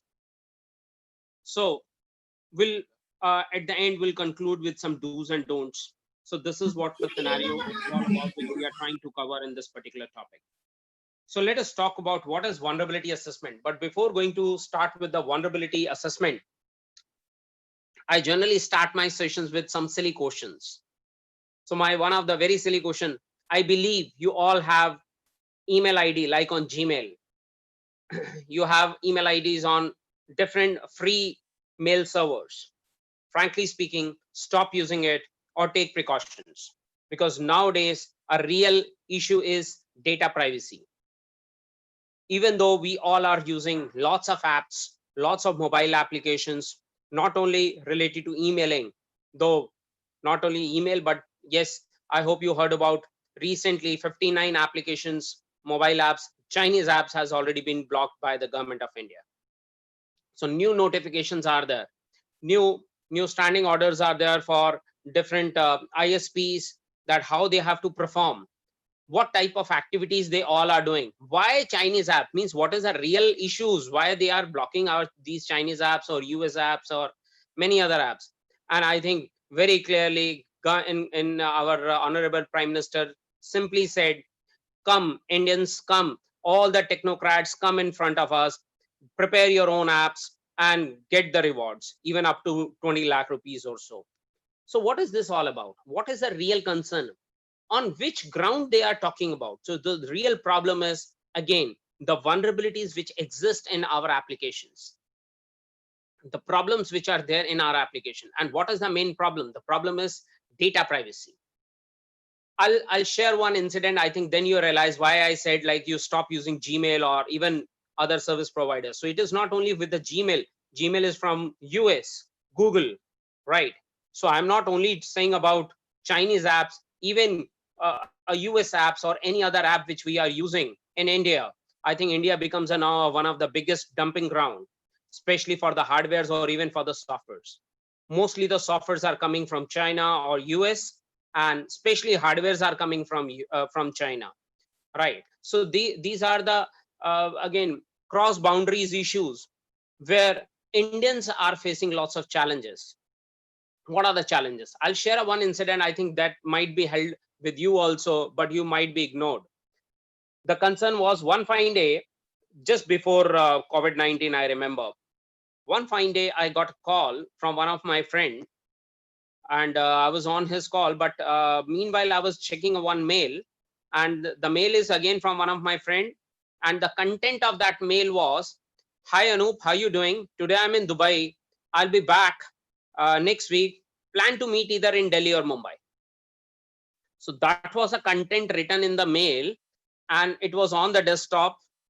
And as the data is there on the desktop, the screen is still there, and as I was engaged on the phone call. So I think after 5-10 minutes, the moment I came back, the data was there and the screen was open. What I found on the right side in Google itself, in the Google interface itself, in that particular domain, in that particular tab only, on the right side, I found one pop-up where that pop-up was related to some advertisement, and that advertisement was yatra.com gives you a cheapest tickets for Dubai travel or some domestic travels. That kind of advertisements were there. Now think practically. I never applied to go to Dubai. I never applied to go for any other place. Then how the things are happening on the back end? We all are, I think this audience is more related to technology. So you all are quite aware of what is the real types of issues. So it's nowadays more hybrid model. More it is like we all are working on the collaborations of different technologies. So frankly speaking, this is nothing but this is completely artificial intelligence model, a machine learning algorithms which are running on the back end. And a machine learning algorithm got the data from our raw data. So nowadays, every company, every big company is basically greedy about data. What type of data? The entire information related to some IDs. So according to them, according to Google, we are not the human being. We are one email ID, because that email ID is enough to connect multiple users, multiple informations, geographical locations, your phone contacts, your other link, your circle, everything is there with Google now. So think about this mail, check the content of this mail. So basically this is again a concept of data science which they have applied on. So what type of data is there? I simply said, I'll repeat the mail content. That content was, hi Anup, how are you doing? So today I'm in Dubai. I'll be back next week. Plan to meet either in Delhi or Mumbai. Thanks and regards. So that was a content only in that mail ID. Now what happened? It means it is very clear. Now let us try to identify the keywords. The keywords like first, hi Anup. So Anup is one keyword. And now, even though they have a process of authenticity, they cross-check the authenticity. Reason, that mail comes to my mail ID, and you always knows that your devices are already on the trusted zone. So today, if you are opening your email ID to any unknown device, you generally get the pop-up security alert that you open this mail ID on so-and-so device, right? Otherwise, what Google is doing, they basically grab your hardware details, your operating system, your system, complete system details. And whenever you log in onto that particular device, they immediately grab the information out of it. And they recognize that device, that you are running this email ID from so long on this particular device. It means it is trusted. Secondly, because your name and your details are already there, so automatically it means it's you only, and you're connected to this particular device only. So all the correlational model is there with them to cross-check the authenticity of the user, right? This is first part. So they got to know, yes, I am Manu, I'm accessing from so long on this particular device, so device was trusted. So Google get to know that, yes, the person who is opening the mail is actually Anu. Second, then they identify the content of that mail. The content was Dubai. Again, another keyword. Another keyword was Delhi. Another keyword was Mumbai. And they were planning to meet. They were flying back, coming back. So it means we are talking about some travel issues. We are talking about some different locations, international and national locations. So what they did, they again try to identify my geographical location on the back end, where my geographical location is Delhi. So obviously I'm not going to take a flight from Delhi to Delhi. So they remove Anup word, Anup keyword. Second, they remove the Delhi keyword. So most probable and compliant word, a lead generation model, a business intelligence model, I would say, generated by Google for me. And I got a pop-up in 5 minutes that yatra.com will provide you a cheapest tickets for Dubai flights. And further, you can't imagine, not only Yatra, I think from Make My Trip and many others, all travel agents, they drop me SMS, I got calls, I got mails, and so on for at least 2 good days. So can you imagine what is going with us? I think that content has to be, again, more privately accessible. That has to be only and only for me. So though they are talking about end-to-end encryption standards, we are talking about many security standards, HTTPS, we are talking about with TLS security, we are talking about many things in terms of security, but still the data is coming through Google channel. So my channel, my backend servers are Google. It means they're accessing my data. That is a direct breach of my data. And due to that, they are finding, they are running some algorithms and they're finding some keywords and identifying the leads to their relevant customers. So in other way, this is one of the way how they are making the money, giving you the services on free basis. What is free? Means, can you imagine in case of free, how they are earning the money? Why everything is free? Why software industry is completely free? Nothing is free, please try and understand. These are the real-time challenges, real-time issues which are coming in front of us. So on that back end, Even there are many other case studies, like I'll share with the mobile apps. Like I hope you all are heard about Truecaller. You heard about many other applications, how Truecaller is working. What is the purpose of Truecaller? I hope most of the people still have Truecaller. Why you are using Truecaller? Have you ever thought? Only the purpose to get to know that, yes, you are going to receive some call. And in case if that number doesn't belongs to your phone book, it basically pick that number on a real-time basis. So basically they hack your phone on the real-time basis. They retrieve the information from your phone, take it to their database, cross-check whether they have any name related to that number or not. They retrieve that name and share that name on your screen within fraction of seconds. Wow, wonderful platform, wonderful portal, I would say.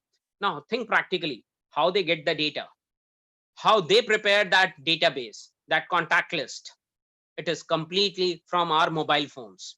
So the day we deploy a Truecaller on our phone, the first thing what they did, they hacked our phone. They hacked all the information lies in my phone.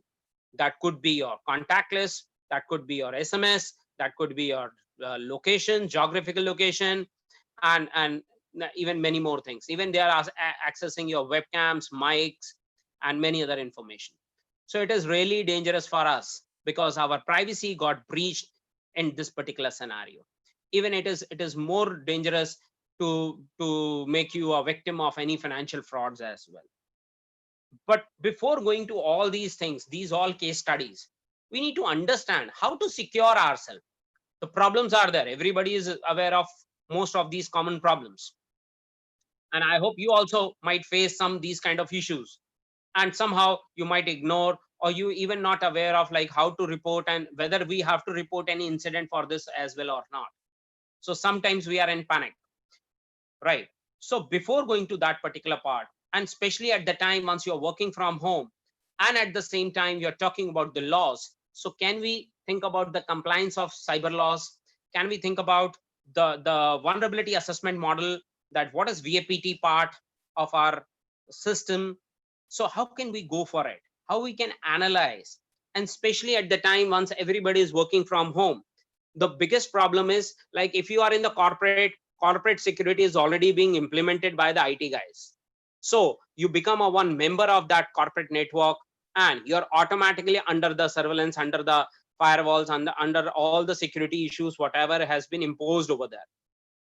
Now, the only problem is once you're working from home, at home, you have your own personal devices, and that those personal devices carries lots of other informations as well, lots of other third-party applications as well, which might grab the information about your company, your other confidential informations as well.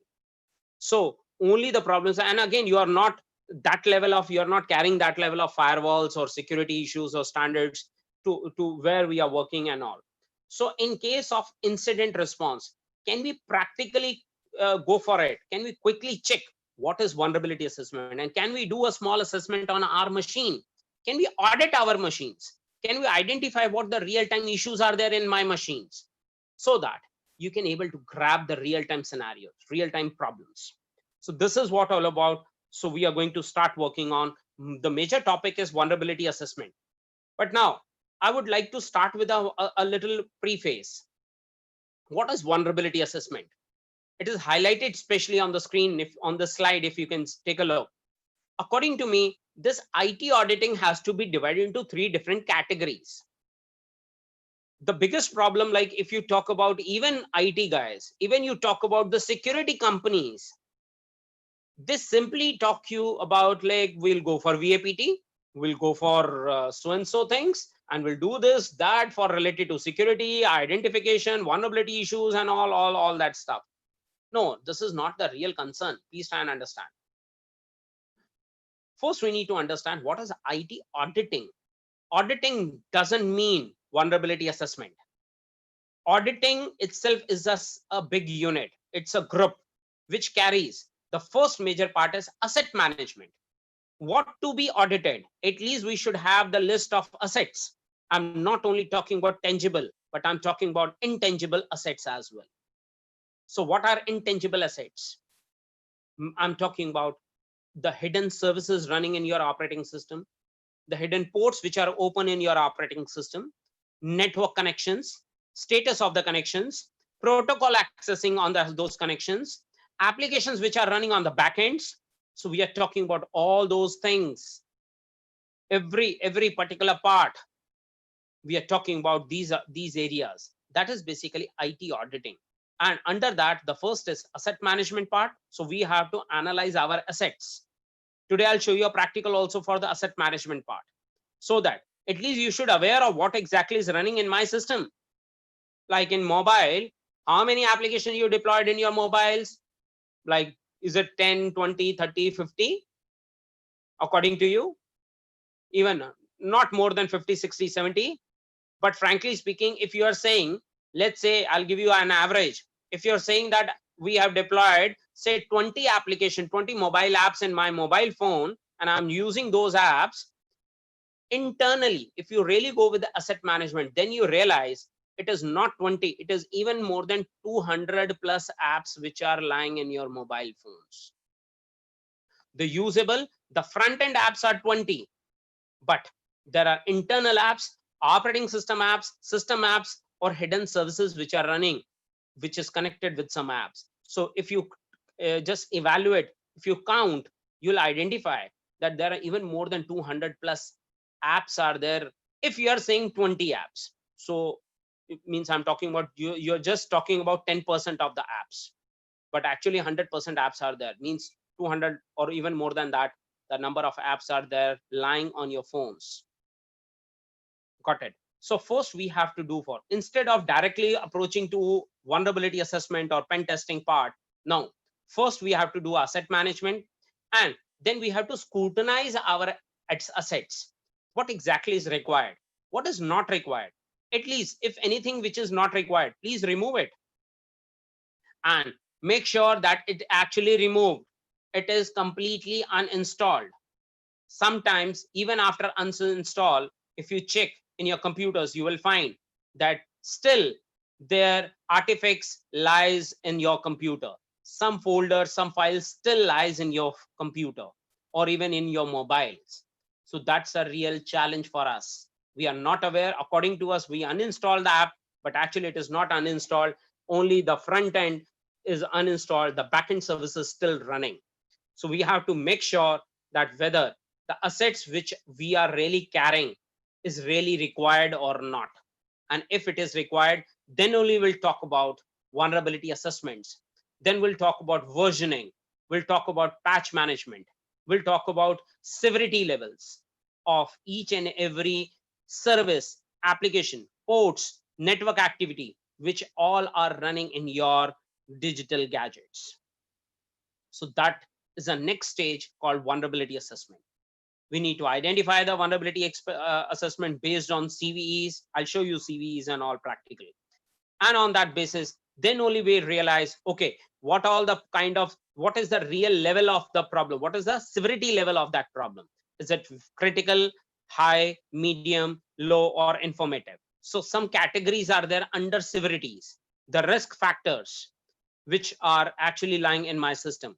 And especially if the risk factor is critical or on a high level, it is highly recommended to immediately update your system with the versioning or whatever the patches are available for that particular vulnerabilities. And once that VA part is over, vulnerability assessment part is over. So first is asset management part, which we have to take care. Second is then vulnerability assessment.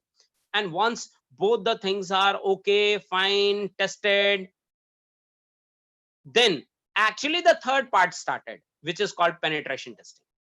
So it means now we actually need another hacker who try to penetrate from the outsider viewpoint, or a guest user or any external user who will try to penetrate in your network, in your servers, in your computers, or IP addresses, wherever you are connected to. So basically that process has to be executed in these three different phases.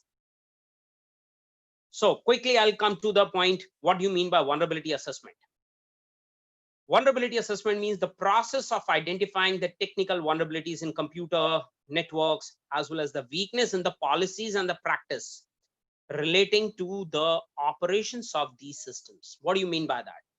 So it's very good part that at least we need to understand the model of the identification of the vulnerabilities. Vulnerabilities means loopholes. Some problems are there, but problem, is it a problem related to a bug? Are we talking about a bug finding, debugging? No, we are talking about a one full-fledged, a deployed application which was running on some instance perfectly fine, but by today itself, somehow some vulnerability exposed of that particular version of that particular application, and just because of that, you are hackable, you are more vulnerable. So how to identify all these things? These are the real-time challenges and issues that all we have to take care of and all. Okay. Now, why we are doing vulnerability assessment? I think I cleared I cleared this point also. We have to identify the critical IT infrastructure data. Not only critical level, these all are the level of severities where we are talking about. So the purpose of identifying the severities which are based on critical scenarios, high level risk scenarios, medium level, and then low level, informative. So these are the different types of categories where we are talking about, right? We need to identify the risk and threats to the confidentiality, integrity, and availability of the data, because three major areas, three major threats to our entire scenario. First is, what about my confidentiality of my data? As I shared one case study with you, like my data, like my friend dropped me an email, so I am only the person, I'm authorized person to access that mail. So if I'm accessing that mail, but as I'm using Google or any third party or backend service provider, how they get to know? They are basically trying to retrieve the data out of that, and even they are doing business intelligence on that. It means they breach my data. First, they hack my data. So the major threat is confidentiality. Second is integrity of the data, the real-time availability, transmissions, and accessibility of that data, right? And then whether the data is properly on time available. So we will talk about some performance optimizations and many other issues on that grounds.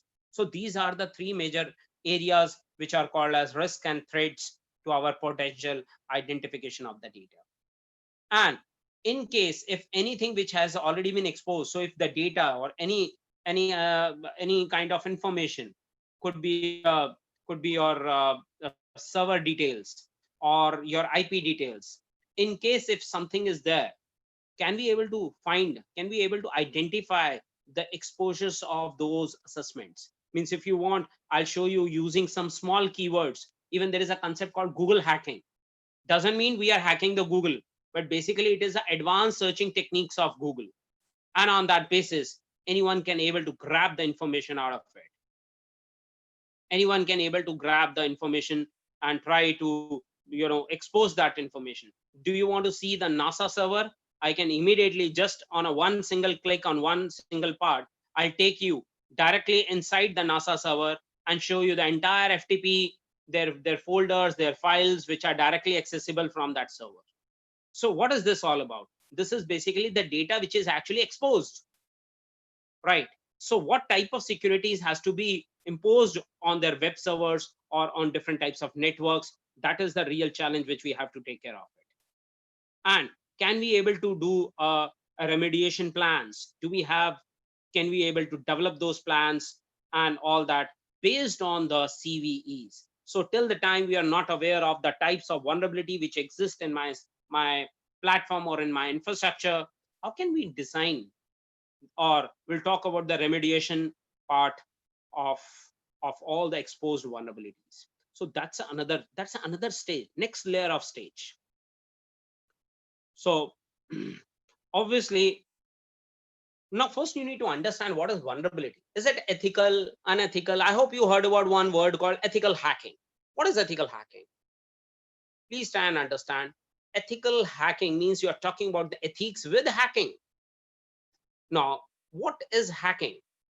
Hacking means, again, in other way, I think the right word for ethical hacking to elaborate that word is basically a vulnerability assessment. It means we are going to apply all the hacking tools, tricks, techniques, strategies to either identify the vulnerabilities, or in case if it is not, then we'll try to penetrate those vulnerabilities, generate those vulnerabilities in the existing system and then try to hack it. So VAPT, that's what one abbreviation nowadays is more famous. What is VAPT? So vulnerability assessment and pen testing, frankly speaking, both are is completely a hacking model. So the first major part which we have to do to become more ethics, to present your ethics, never ever do any type of attempt on your servers, on your websites, on your IP addresses till the time you are not the owner, you are not carrying, or you are not working to handle that infrastructure. So you have to be more responsible for that infrastructure for the security purpose. Till the time you do not have that level of permissions or privileges, you are not supposed to do these kind of things. So first, today, if somebody calls us like, sir, can you come and do a VAPT for our organization? We simply say, yes, why not? But we want a complete legal documentation part. We do sign a one service agreement, and then we'll talk about, and very clearly it is written that we are not going to take any responsibility for your data or any other. So these kind of disclaimers are there generally before going for the vulnerability assessment. So we need to give a clear-cut instruction to the administration, see what would be the risk factor. This is a completely risk assessment model. We are here to help you to identify the vulnerabilities. We are not here to help you to rectify your hardware issues or some software issues or some plugin issues, etc. We are here to identify. First, we'll identify. You want rectification? Okay, that's another model. That's another project. So first, we have to very clearly explain and take the entire support from the administration model. That must be a formal methodology. We have to follow. This is what we are going to do. So you have to prepare a small milestone of your work, of your entire process of VAPT. Then only you have to start working on that model. And you have to mention some list of tools or for the assessment purpose and so on. So that is ethical hacking. Basically, then you are showing your ethics that really this is what we are going to do. And you give me the permission in writing, and then only we can process, and then huge potential is there, huge model is there, a complete depth of that particular part. So generally, these are the common issues with the administration support, like we need approval. We have to define the scope of assessment, handling of the information, what is the way to handle the information, where is your data, how to handle it. You please take the backup. We are not going to take care of your data or any other issues, cost effective part or other issues. So we have to completely define the things in the documentation before we proceed with any particular part. So this is what like the way of vulnerability assessment. I quickly go with the methodology of vulnerability assessment, and then I think I'll show you some practicals. So what do you mean by vulnerability assessment? Lots of questions generally comes whenever we talk about in depth of vulnerabilities. So do we have a risk losing the certifications? I hope you heard about lots of certifications are there. Nowadays, the organization started carrying a certification for their process, for their quality management, like nowadays, this is 9001, 2015, earlier it was 2008, that was a quality assurance certificate of ISO. And now for IT, we already have a ISO 27000 series, ISO 27001, 27002, and so on. It's a series, complete series for the certification part. So whether it is compliant, now again the part is quality assurance is another part and legal compliance is another part. So we also have to take care of according to the countrywide. Let's say today you are working in India, you have an organization in India and you have a servers somewhere in the cloud. But if your servers are in the cloud, where you have the servers? Your servers are in US. So which law is applicable? Is it Indian law or is it a US law? Your data is in US law, but your domain which is operated or accessed or even booked. So the administration, the owner of that domain name lies in India, but their data lies in some other country. What does it mean? Which type of laws, which type of the legal compliances, is it there or not? So that is one of the real-time challenge where we have to work upon, and will basically give you the real-time scenario, how it works. What is the practical scenario of that? So what is the effect? Does it affect other systems? Like today, if I'm going to do a VAPT on one particular platform, say specific, a limited scope of work, then because it is interconnected to some other platform, then is it really going to affect to any other one? So all these are the common issues. Can we take any temporary measures? What is the worst case scenario? We have to mention even worst case scenario, that please take it like if you'll do a VAPT, your entire network get down. Your might be your router get blasted also. So sometimes these are the types of risk levels. So technically, we are not obviously writing that if we'll do and we'll run one tool, say we are running a sniffer and capturing all the network packets. And in case if your hardware is not equipped, then your router or your switch get busted. So no, that might be a worst scenario. Possible, yes, possibility is there because it's overflood. But obviously, then we have to think about, we have to give a complete scenario, and we have to give a clear information to the administration, so that they should be able to decide whether your hardwares are equipped to handle the flooding or not, data flood or not. So we are trying to do a data flood on that. We are trying to do. So that is the way how the vulnerability assessment goes on. It's a risk assessment model. Again, the part is how long it will take my system, my network, because I don't want to hamper my working scenarios.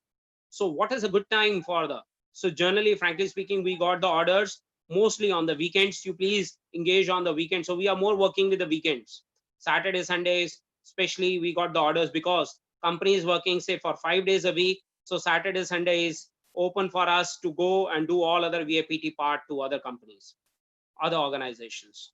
And after that, whenever the flooding part is required, we'll take any one good day from the weekdays of particular hours to test that particular scenario. Otherwise, rest major job is being taken care on weekends or even late evenings or even nights sometimes.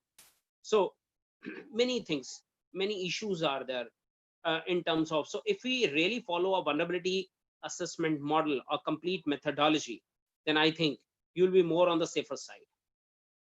So that's what I said. Assessment doesn't mean the audit. Audit is a major scenario and assessment is just a part of it, right?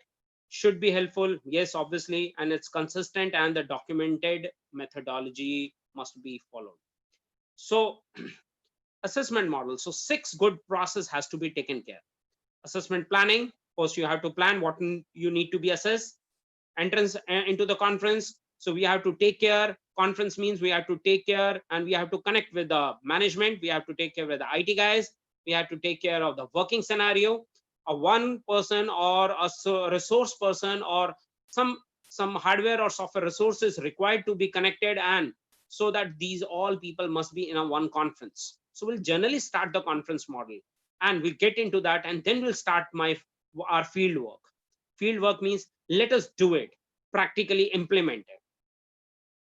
And after that, once the thing's done, immediately we have to think about, and we are working upon the report generation, the types of issues which has been diagnosed, and and that has to be finally closed with the exits of the conference. That means all the CC copies or reporting and to the management, and everything has to be taken care in the proper scenario. These are the very basic and very common methodology being followed by most of the companies in asset management model. So quickly, I think I'll show you some more scenarios, some real-time scenarios. Who should come, who should be the member of it, and who will be there in that entrance part. I think I have already explained all these points, right? So quickly, I think we'll come to the part. This is the exit of then reporting part and all. Okay. So vulnerability assessment for a network. Let's say if we are doing a vulnerability assessment for any network, Or let's say we'll take some case studies or some hypothetical scenarios, like you have a website and let us do a vulnerability assessment for a website, for a network, or even an individual machine. So what type of scenarios, what type of at least the steps has to be taken care so that we can able to identify the real issues. So 6 easy steps are: first, let us try to identify and realize the approach of your company or the industry, like how it is structured and managed. So sometimes it happens like every organization have their own scenario. They have their own structure of connectivity, data transmission. Like very simple, mostly in the academics, especially in their labs, there is a policy that, hey, why you have opened the USB? Let us block the USB so that if the student comes with the USB, they obviously comes with the lots of virus and worms or some malwares, and it spreads across the network, and the entire network would be again disturbed due to their one single intentionally or unintentionally plugged pen drive. So generally in the academics or even in the corporate, if you'll go, you will identify it, they'll never allow you to plug up pen drives. USB devices were internally locked. But I've seen most of the organizations, like especially if you go to work with the defense, I'm talking about government bodies, they have 2 different types of networks. They have intranet, they have internet. For internet, they have a separate lab and they have to maintain an air gap between intranet and internet, even though you are working like even you are on a brigadier or on a very higher position, hardly matters. So what happened at that stage, they have 2 different networks, 2 different PCs. One is for intranet, that is a military or army intranet, and another is internet. So in case if they got some mail from outside the network, they have to send a person, they rush to an internet lab carrying their pen drives, check the mails. In case if there is some document, they download that document in the pen drive, and then they bring a pen drive to a specific PC to check, or even they generally take the printouts over there, so that at least they should not be able to plug those pen drives in the intranet. And even if there's somebody connected, there is a complete warning, another alert immediately raised up to the higher management, and they'll generate a notice that on this date, this time, this incident held on that machine, why somebody connected that pen drive on that particular machine on the intranet side. And on the internet side, in case if you have to download, then you can download those mails, keep it in your personal PCs and so on. But your job is to take the printout, do whatever the processing is to be done on the basis of paperwork, not even on the technical work. So there is a different scenarios, different policies. And accordingly, we need to decide what is the type of vulnerability assessment model which we have to follow. So for defense, we have a different scenarios. For academics, for universities, we have different scenario. For corporate, we have different scenario, depending upon the nature of job, depending upon the departments, depending upon the categories or the hierarchy of the designations. So we have to prepare those policies on that basis. And then we have to think about the vulnerability assessment on that basis. So today we cannot say that USB must be blocked. Why USB we want to block? It is a need of the my business model, and might be we really want to block the USB because it is the need of we need a security from the data theft and so on. So that depends. We can't consider it as a vulnerability. We have to think about according to the structure we can give us suggestions, we can give a certain opinion, but it is not a vulnerability at all. It is a service. Accordingly, we have to decide, accordingly, we have to manage, and then we have to generate the reports. So trace the data, systems, and applications that are exercised throughout the practice of the business. So we need to identify, like they have SAP, they have some LMS, they have some ERPs, they have lots of SCADAs and many other models which are there nowadays, where the data is moving in the organizations, even in the corporate world or even the academic world. We have to think about, and accordingly we do the scenarios and all the vulnerability assessment model. We have to examine and observe the data source capable of allowing the simple entry to the protected information. Now, this is the most important part, like what are the inputs and outputs of my system? Whenever we have we are talking about input and output. Input output means like we are accepting some data. So what are the ways like how we are interacting with the students, how we are interacting from the web information? Is that like the assignment nowadays, like work from home model is going on. So students might be submitting some assignments or they want to submit some data. Do we have a file server? Is it protected? Do your user have a user unique identity?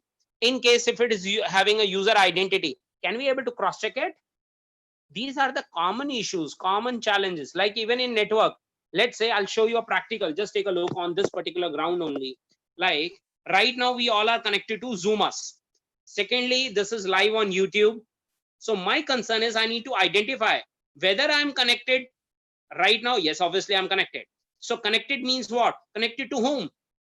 I hope you heard about lots of queries that, and even there was a notification from the government that Zoomers stop using Zoomers and all because it is unsecured app. Think practically, is it really unsecure? For that, I'll show you a scenario. Just take a look. I'll show you a practical part of it so that you can able to analyze what exactly is going on. Take a look. I'm working on, see, I'll show you one more model.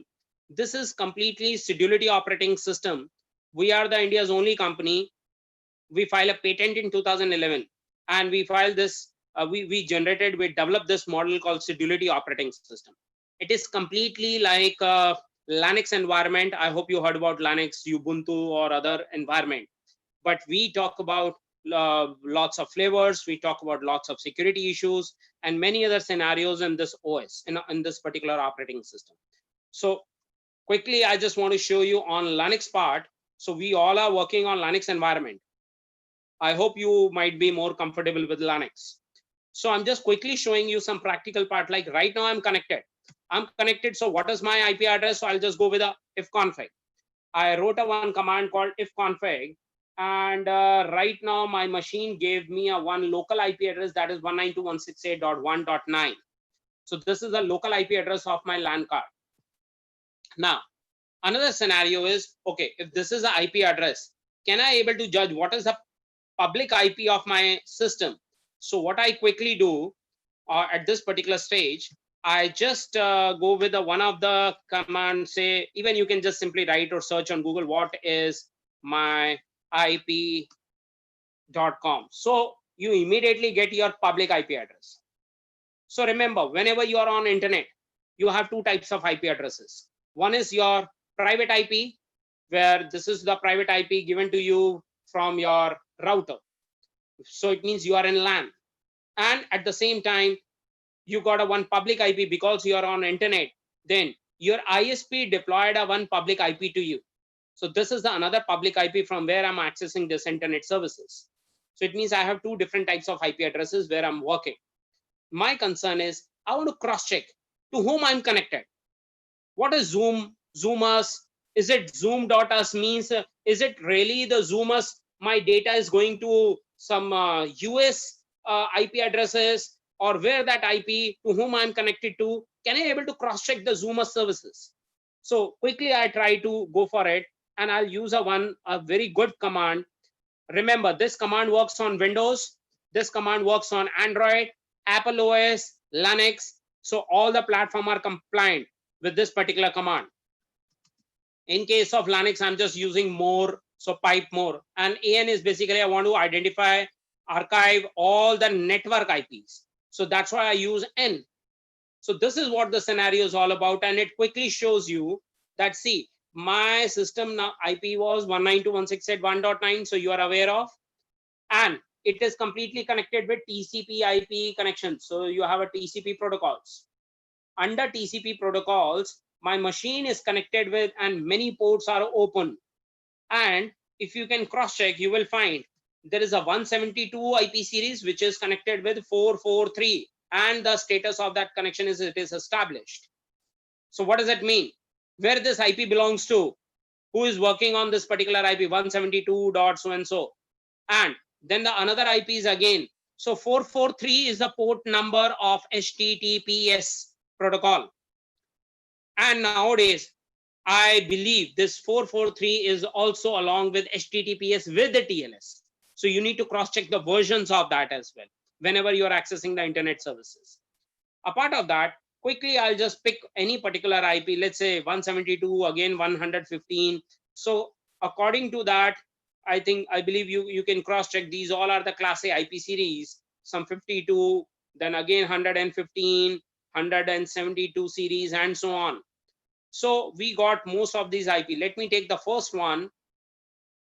Let me copy this, and quickly, I'll just go and check the who is record. So who is of this particular IP shows me, it is basically who is the one of the service maintained by ICANN, ICANN. So it shows me the complete scenario. This IP belongs to whom? So you can cross check and see this IP belongs to Google. What does it mean? What is the scenario all about? It means right now I am on YouTube Live, and because I'm on YouTube Live, my system is connected to this particular IP, and 172 series belongs to Google, where the connection is established. Though practically you can check, you can cross check on my browser. I'm not using anything else. It's like I'm on Zoomas, or I just search, right? I search this particular part as well. So on Google. Apart of that, even I can cross check with some other IP addresses. So I can try with some other IP like 115. Let's say we'll try this. So again, I'll write who is with this particular IP, and you can say this is Tata Communications. So I believe somebody who is operating is again might be, this is what I can say. I think from the host who is actually operating all this entire part might be in the university, and might be they have a Tata IP series. So that's what, like, my system is connected with one of the Tata IP series. A part of that, again, if I'll try another one more IP, then you will identify one more IP series. Let's say 216 is also there, and some more IPs are there. So we can even to identify where I'm connected and connected to whom. What is the scenario? So these are the area, these are the layers, how the things are going on, practically how the things are going on. I hope you understand. We can cross check that my machine is connected to which particular IP and how I'm accessing and what type of services I'm accessing. So right now, these are the different types of ports which are connected. And because of that, I'm right now live on YouTube channel. So this is the way we can cross check, we can identify, and how Google is grabbing the information. It's very clear and in front of us. So I hope this concept is more clear to you, right? That we can identify in case if you found any anonymous IP, let's say one of the IP which belongs to somewhere. So we got a geographical location part as well, right? So can we able to identify some IP where the IP belongs to, say, Russia, Nigeria, China, or any other country, Pakistan, Bulgaria, Bangladesh. So in case if you got some IP which belongs to some other country, is it really trustworthy? Why the connection is established? Then might be your machine is broadcasting some packet, some data packet from specific port number to this particular IP on this particular port number. So only the part now left, that in case if I identified that so-and-so port number is open in my machine, can we able to cross check? Can we able to go with the system detail? I think you can do in Windows, you can do a process management, you know, your task manager, and under that you will find a process, and you will see the list of all the running activities which are there on the back end. So you can see what type of information and how much utilization of the processor and which application is running on the back end and taking some memories on that basis. So this is the way how we can analyze and we can able to execute the part, and we'll identify what exactly is running in my machine. Same thing we can do with the Windows as well. Let me show you some more details on Windows in case if you want. I'll do a one quickly. I'll show you. Say I have many virtual machines for testing purpose. So I'll just start one virtual machine, say one Windows machine on my virtual box. And I would like to show you a practical scenario how we do audit. Right, audit on say Windows environment.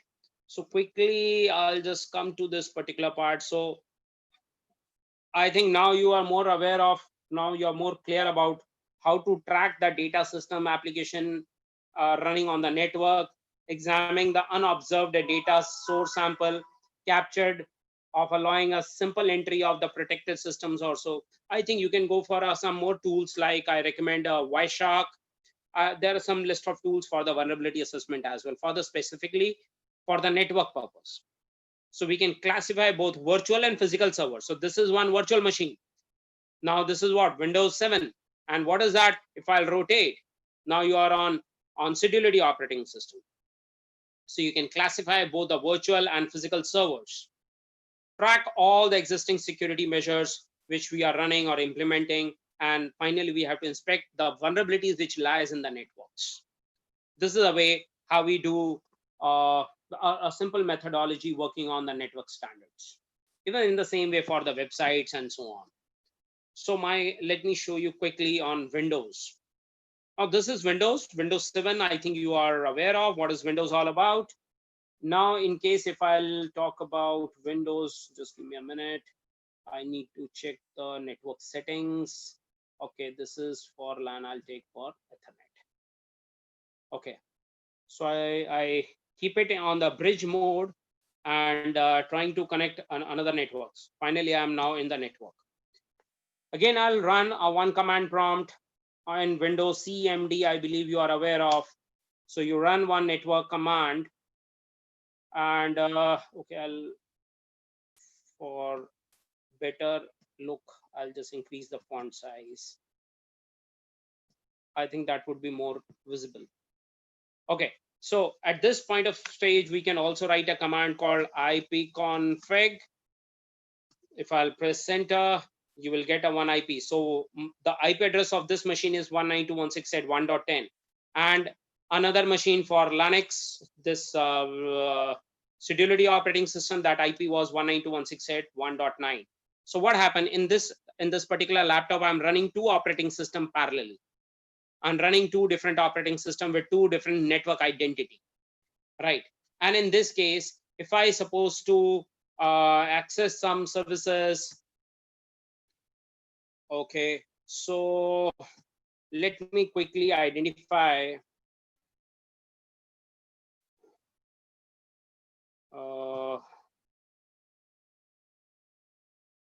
I'll show you another part. Now, according to you, what all the applications you have installed? Now, if I'll ask you one more thing, do you able to identify what exactly is there in your operating system? According to you, what type of applications you have installed? So you generally go to the list, you'll check the list, all programs, and you'll find these all are the programs which you have already installed. No, this is not enough.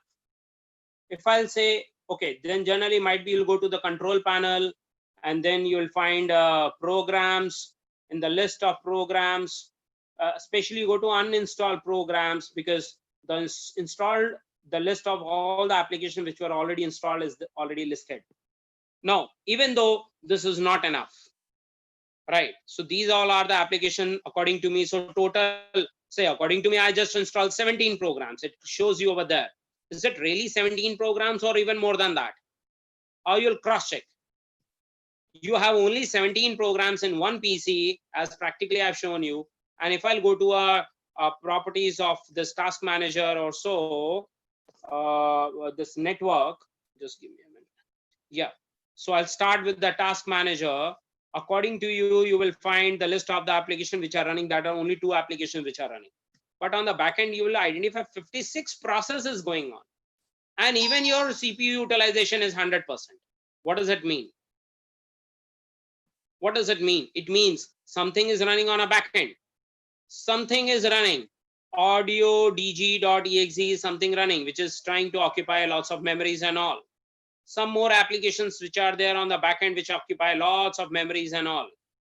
And even if we'll go with the CPU utilization, I think 90%, 70%, 80%, some system ID idle process is there on a back end. Which system idle process who actually consumes your CPU up to 100% and so on? Can we able to identify why these, who is this, what this basically search indexer? So some third-party programs which are running on a backend. How you identify, how you analyze?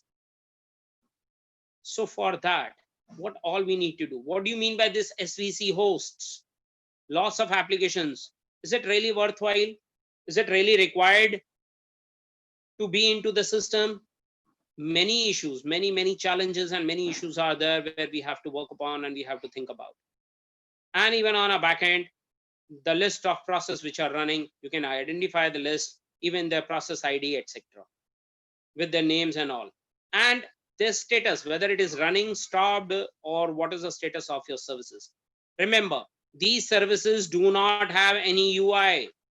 Mostly the services, Windows services do not have, or any service, they do not have any user interface.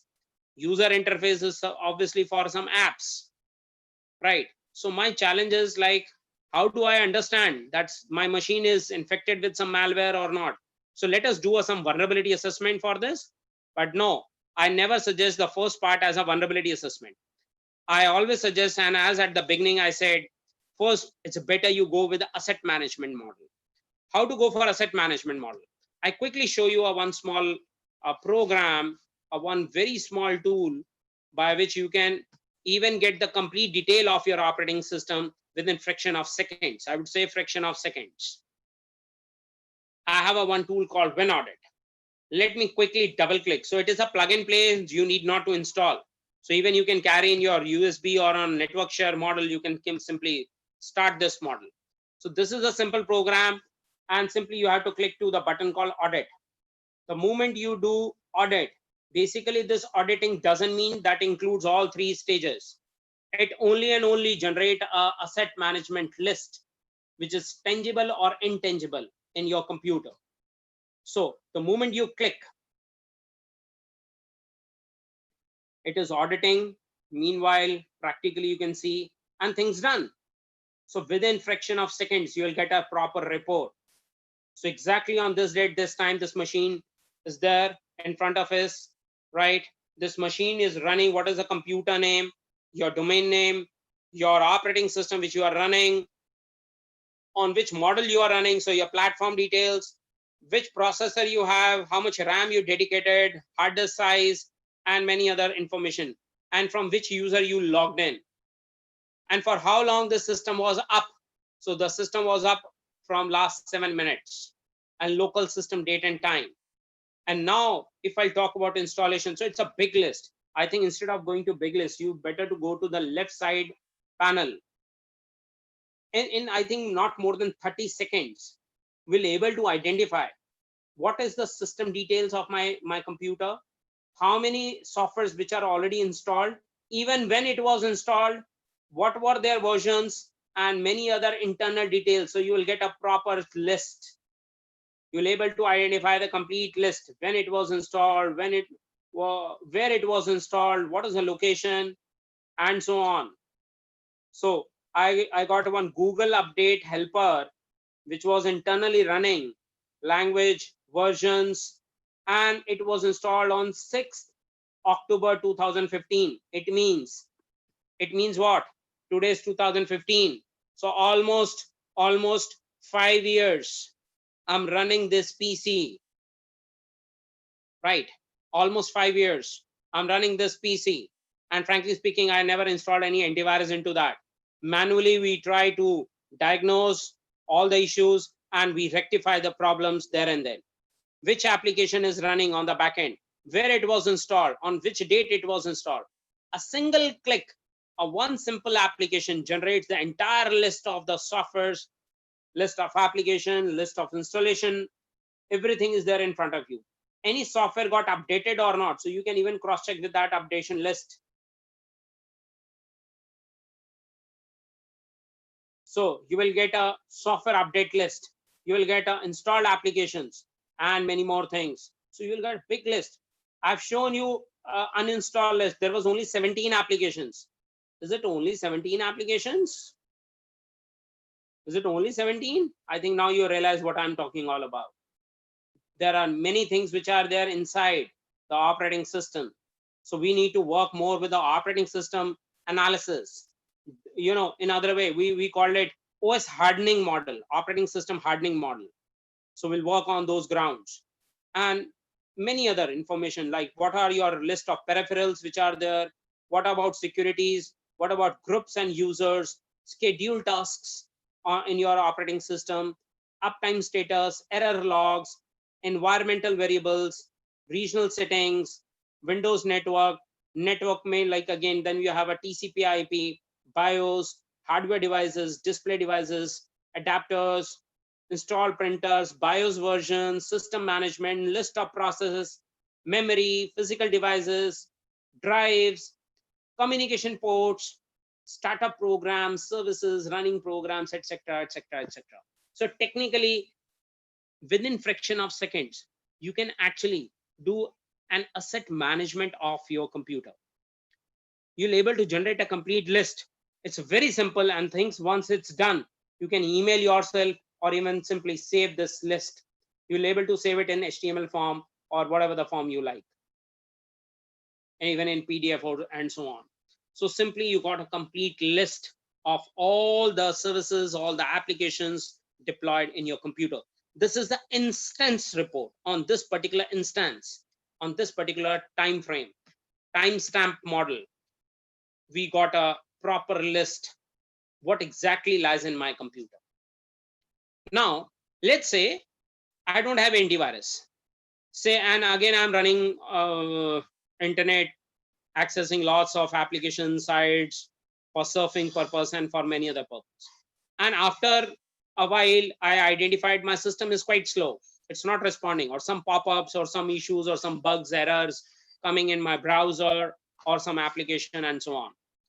I believe immediately after this session, I think after this, I would say it's a workshop now, practical things are there in front of you.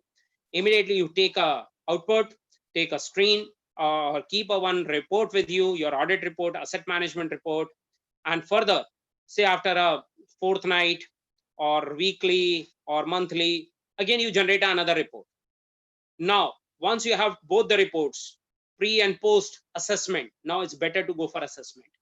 Compare both the reports and generate the differences.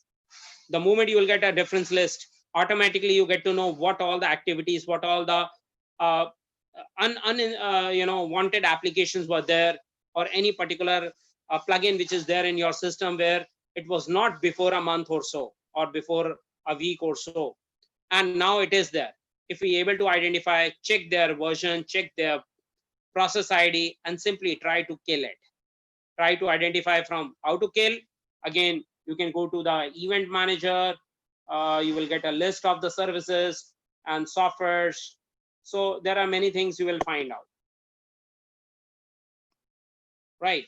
This is the way how we can simply go and access the details of my system. You will get administrative tools. There you will find event viewer, and you will find the list of what all the events being held in my system as well. So we can go for a log analysis.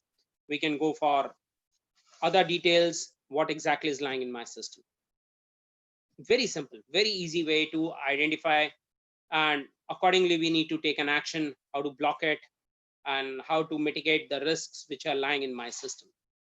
Very simple in Windows. I hope this practical enlightens you and give you a little idea about the initiating the process of auditing or vulnerability assessment. So this is a preface of the vulnerability assessment. I have not done any vulnerability assessment at this stage.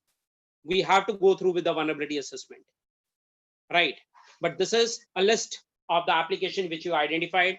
And now we have to decide, is there any application which is running on a backend, unnecessarily occupying a memory of my system, unnecessarily occupying space? Simply select, uncheck, disable, block it. And I think in other way, it is an optimization and a performance and optimization model of your computer. Or even there are many third-party tools also available, like if you have junk in your wireless, your networks, or any junk in your temporary folders in your Windows, or in your browser history cache.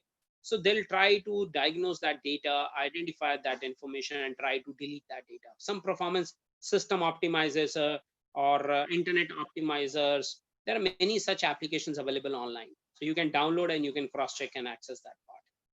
So obviously the speed and the performance automatically raised. Simply you will identify that it simply start giving you a good performance.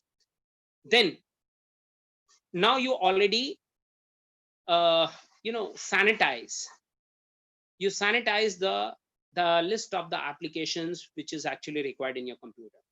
So the next stage is vulnerability assessment. What is the next stage? Now we'll talk about the stage of vulnerability assessment, right? So this is the way how we have to go for a vulnerability assessment model. So this is now we are ready for vulnerability assessment. Before that, we are not aware at all like what exactly is lying in my computer. In the same way, you can cross-check with your mobile phones or any other operating system or any gadget. What about your IoT devices? What about your Android TVs, smart TVs? So we are more nowadays depending upon gadgets. We all are online. Whether our privacy is breached by other applications or some third-party applications and what they are doing with that particular part. I think that's the real scenario and cross-check part. Let us do it manually. And I think you will be more on a safer side, right? So quickly, I'll just show you, this is what, like in case if you are running a website, so information gathering about the domains or subdomains, like how many domains and subdomains you have. We have to identify the servers, applications, servers used behind the websites or web applications. So where is your server? Is it on cloud? Is it on network? Or is it a local server? We have to identify all these.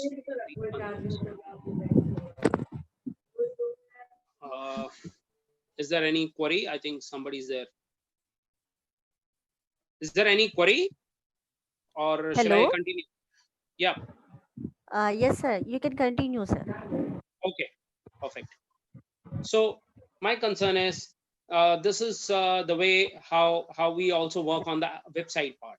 So that is a preliminary part. We'll go for information gathering initially, and on that basis we have to identify the content.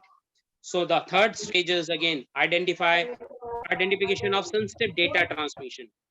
So the most important part is where is my data, and wherever we have a data, is it a sensitive data? It means I'm talking about the credit card information or user credentials which are moving on the network. So how you will identify whether it is secured or unsecured? What do you mean by end-to-end encryption standard? Why, like WhatsApp says that we provide you end-to-end encryption standard, and even Zoomus also says from I think on 7th of April 2020, Zoomus updated their apps and all the standards, and they also implemented HTTPS with TLS and end-to-end encryption standards. Earlier, they were only giving these services to their paid users, and now they started giving the same services to their free users as well. So security is a major concern. Security, we can't skip security at all. All right. So as existing versions and patch management policies, the most important part is, do you have some plugins on the back end?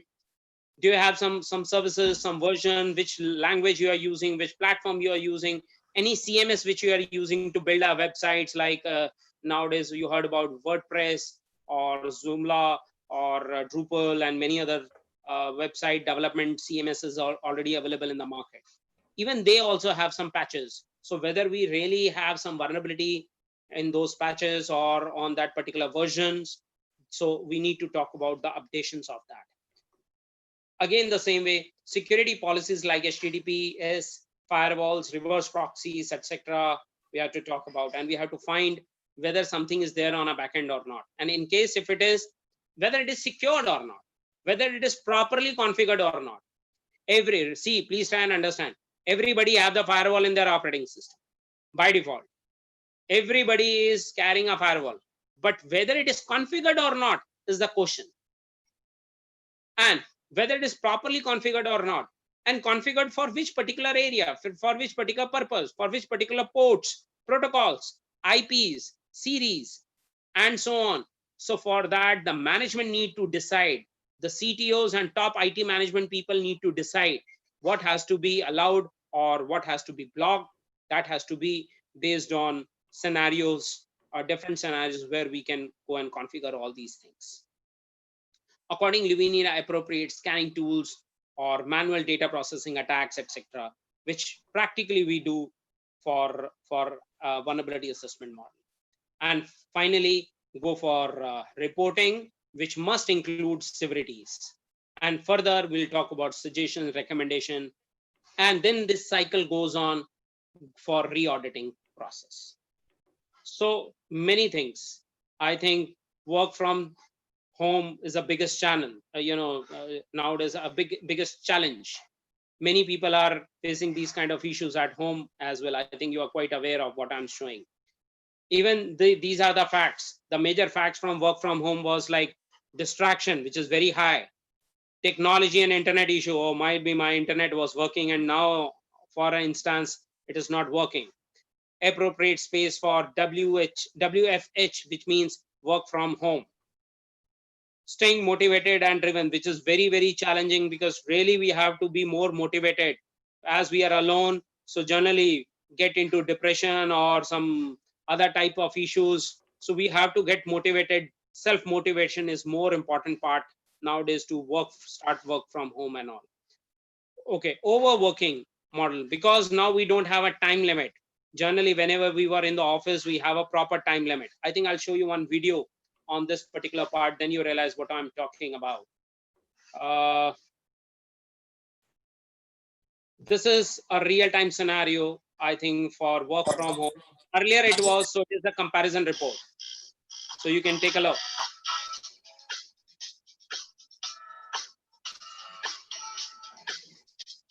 As you are in working mode, as you are in the office, and now as you are in the home. So what's a model of breakfast?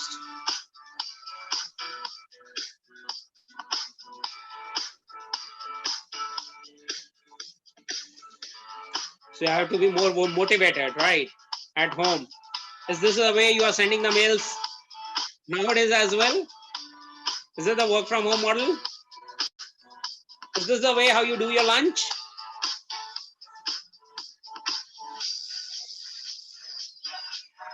Come on, how you are wearing, what you are wearing, and what is the way? That's another big challenge.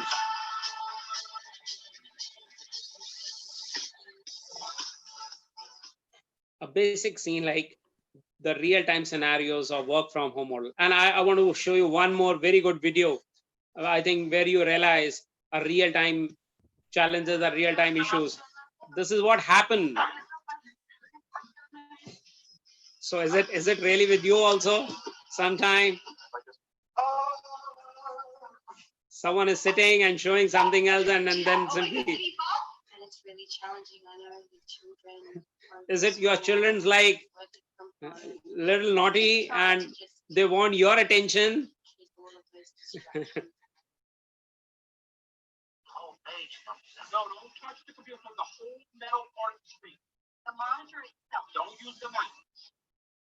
It's very difficult to even train your very senior citizen people. Like we are finally just to interact with them, especially in COVID-19, we all were blocked. And only the internet was the only scenario where we can able to communicate to each another. Is it like happens sometimes, like you are on conference and some mishappening held with someone, which flash to everybody? Is it like this? Okay.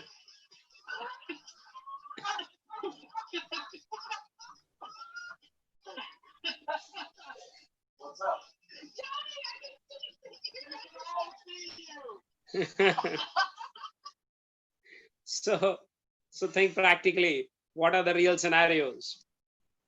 What is the real challenge while work from home, right? So technology is another part, but sometimes non-technical issues are more than technical issues. So again, we have to cross-check and we have to work on those scenarios as well. Okay, quickly, I'll show you one more practical scenario of vulnerability assessment. I have one dedicated server for vulnerability assessment where I'll show you quickly some tools also. I just shut down this window and then I'll show you some other stuff. So quickly we'll come to a one PPT again, where I'll try to show you. Just give me a minute.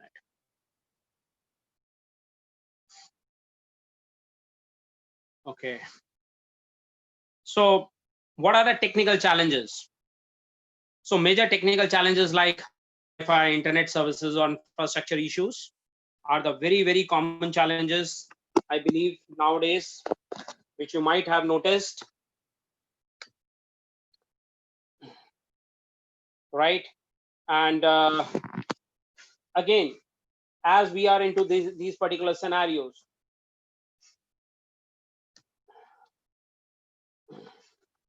many things has to be taken care. Many things has to be identified, right? What is the complete scenario?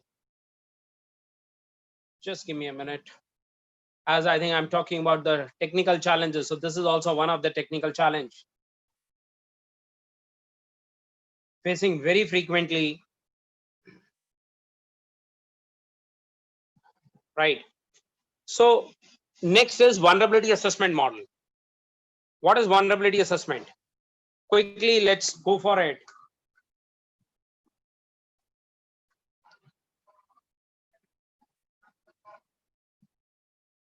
Now, in case of vulnerability assessment, the major part is we have to talk about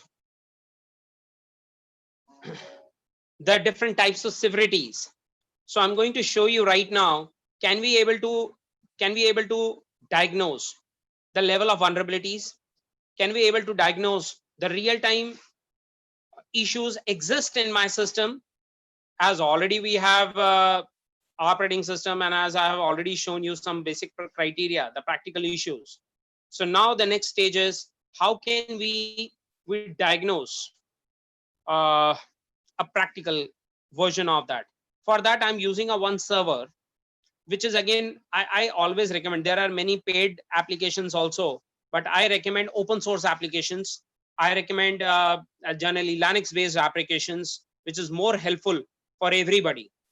So in that case, in such scenarios, I appreciate to start working on one of a very good tool of vulnerability assessment, that is OpenVAS 9. 9 is a version.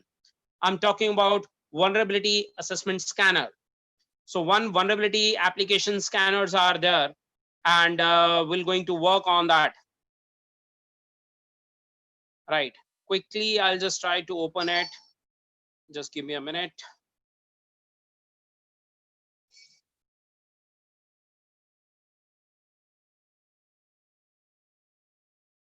Okay.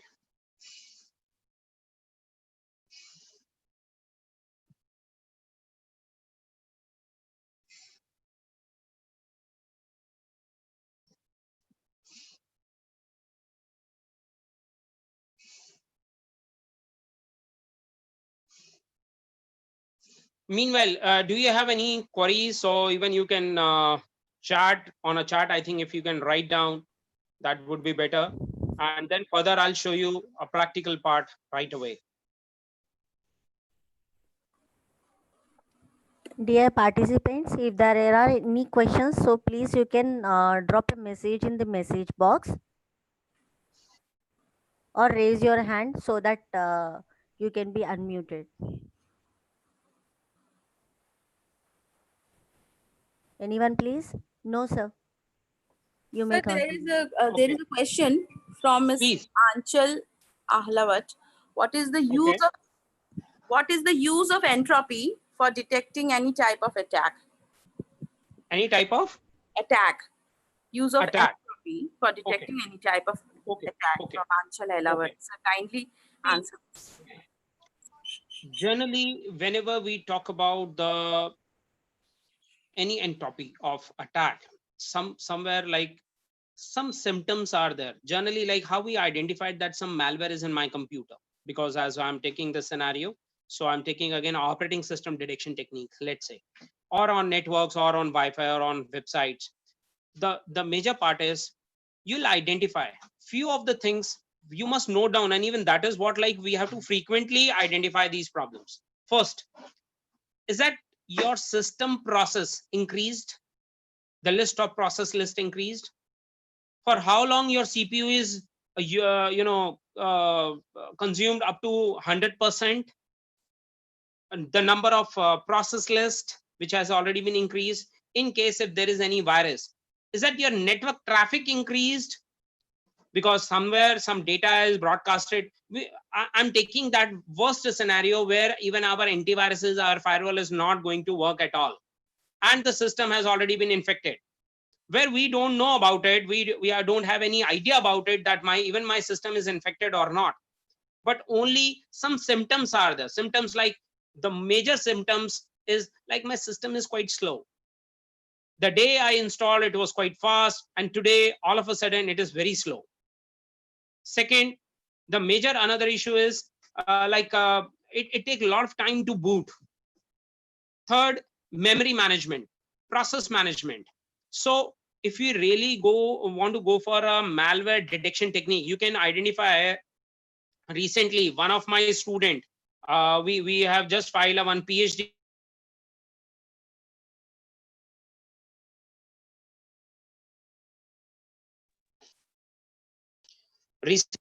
We completed one more research work, and one of my scholars PhD is on Shodh Ganga. You can identify that PhD. We did a malware analysis model.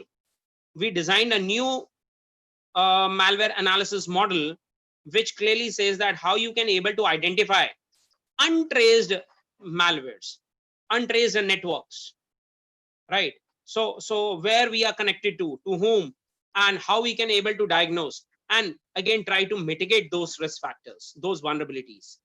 So we propose a new model, and that thesis is available on Shodh Ganga. You can able to, if you can able to go, and you can even download that thesis as well.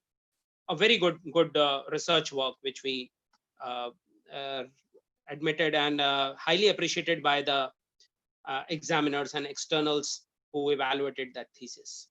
So concern is something is there in my system. Is it legitimate or is it spy? That's a question to identify the attacks. And in case, like especially if you talk about your system is infected with malware, like your that's what I said, your network consumption is another. So let us take it all the parameters. These are the very common parameters of our system.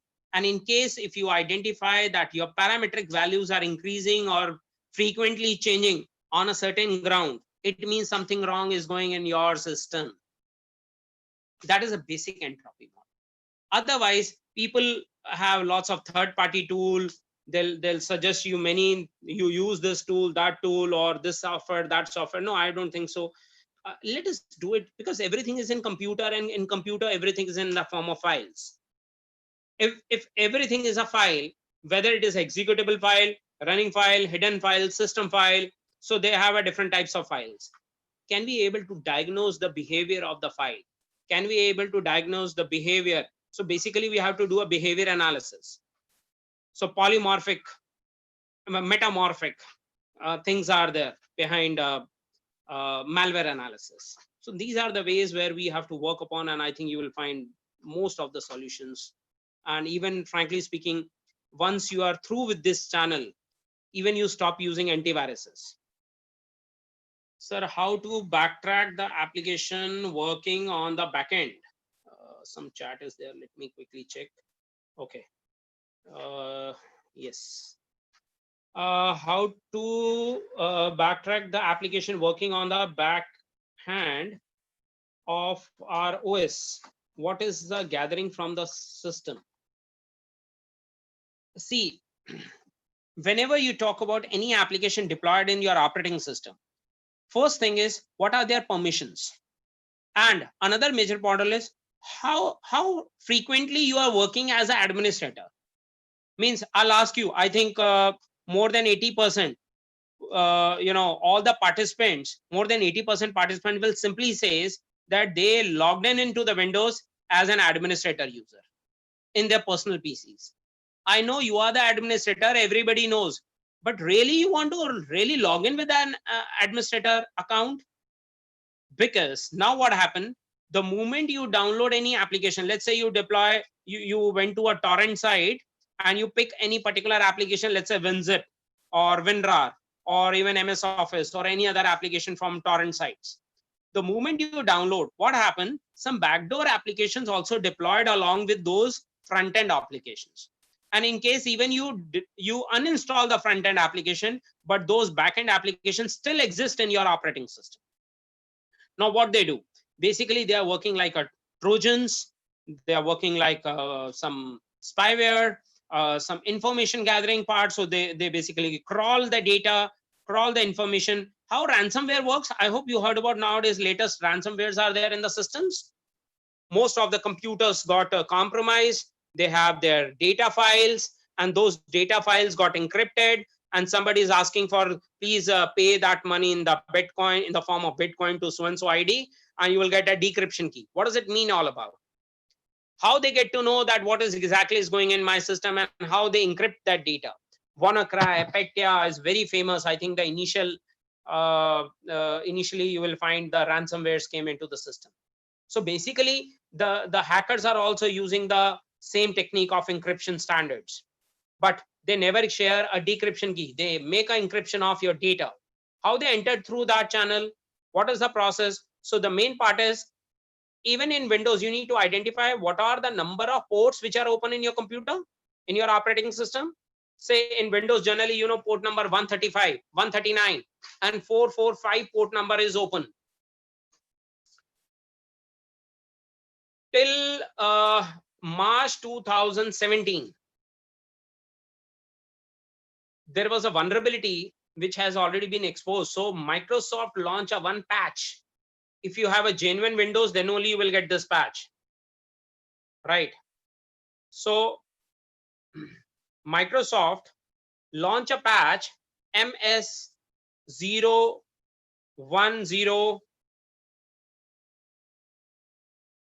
MS010, right?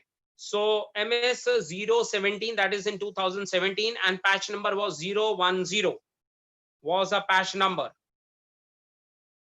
So that was a patch number launched on exactly, I believe, 7th or 3rd of March 2017. And exactly after a month, I think April 7th, 2017, what happened? Exactly what happened? One malware named as WannaCry launched throughout the globe. And what they were doing, they basically trying to identify the SMB vulnerability in the operating system. Now, what is that SMB vulnerability? SMB vulnerability means the port number 445 was there. The port number 445. And that port number 445 used for data sharing. I hope you heard about your data packets, or you have C drive, D drive. So you're sharing your drives. So whenever you're sharing your drives, right? So in that case, in that particular scenario, you have a port number 445, which is by default open, and Microsoft launched that particular patch. So whomsoever updated their operating system, so whomsoever have a genuine Windows, they automatically, and they already enabled their identify the sites. Just give me a minute, I'll come to that question also. So the concern is, let me quickly complete this part and then I'll come to Madam Kaur. I'll just come to your point. So I was talking about that WannaCry. So there are some loopholes in the operating system, not a loophole I'm saying, but some backdoor applications which are running on the network side. In case if the port number 445 was open, and if you access some anonymous websites, they redirect you, they forward you some links. And in case if you access those links, basically that information goes to the hacker server and they get to know that the port number 445 is open on this particular IP, and they're ready to accept because you have logged in with the administrative credentials. That time your system automatically receives some malwares on the backend, and once it is installed, then what they do, they search the data files in your computer, and once they search the data file, they encrypt those data file, mix in some different format, and you will not be able to access your data anymore. And further, if you really want, you want to go for a decryption. For that, they'll ask you for ransom. This is the scenario. This is a process of, so what is that? They are also penetrating your operating system, but their purpose is to give you a trouble. Their purpose is to make a money on the basis of ransoms and all. Why don't we do again a penetration testing on our machines? Can anyone able to identify? Simple, you need some tools like port scanners. One Nmap is a tool. I'll show you that tool. You can identify how many ports are open in your computer. So for Windows users, they might use Nmap, Zenmap, sorry, ZenMap. Zenmap is very good tool. And for Linux user, I use on the command line. So Nmap, so local host. Say I'm going to scan what all the number of ports, Nmap local host. Can we able to identify how many ports are open on my system? So in case of Linux, port 80 is open because my machine is also acting like a web server. In Ubuntu, if you are running on Linux, you will find the port number 631, which is a default port number, which is always open. That is basically for the printer sharing services, CUP services. And my machine is also running with MySQL server. So what is the default port number for MySQL server? That is 3306. So this machine is running with some ports, some services on the backend. So I'll be able to identify now what all the ports which are there in my system accordingly. In the same way, if you have any other IP in the LAN, you can type IP or even domain name. So you can able to analyze all the machines and all the services which are running on the backend. So this is the way, the simple scenario, how we can able to identify or diagnose the details, right? Okay, I quickly, there is a query also. I take a query now, another one. Yes, Ma'am Kaur, you are saying how we can identify that the site which we are using is safe and the trustworthy to download application. Okay, quickly, let's go for, are you really, obviously everybody want a free application. Please try and cross check their official website. Like I'll say WinRAR, I want to download WinRAR. Right, I'll show you this practical, right? Download. If I'll write this, what happened? Now, WinRAR developed in 1995, right? So on the right side, even you will find all the details about. The official website is already there. But a part of that, rarlab.com is also giving you the same thing, right? Is it trustworthy? Or might be you will find this softonic.com, because these are some third-party application, free applications. So they collect and they'll give you that. Some downloadcnet.com is there, and many other websites are there. FileHippo is there, and so on. So now, from where you want to download this website, this particular application, which is trustworthy, So it's better we access that particular product and try to identify which of the product carry which particular official website. So better to go to official website rather than going to some third-party website. This third-party website might be attach some malwares behind the same application, right? So in this way you can able to identify many more things. Even a part of that, official websites, how to even diagnose whether it is official website or not. You just open it on the new tab, and on the new tab you will find a lock. I think you know HTTP, HTTPS. So you can go and view their site and check their certificates as well, to whom this certificate was issued and issued on which date and what is their expiry date. So the name of the organization is Let's Encrypt, who is actually providing you. So it's issued by, issued to whom?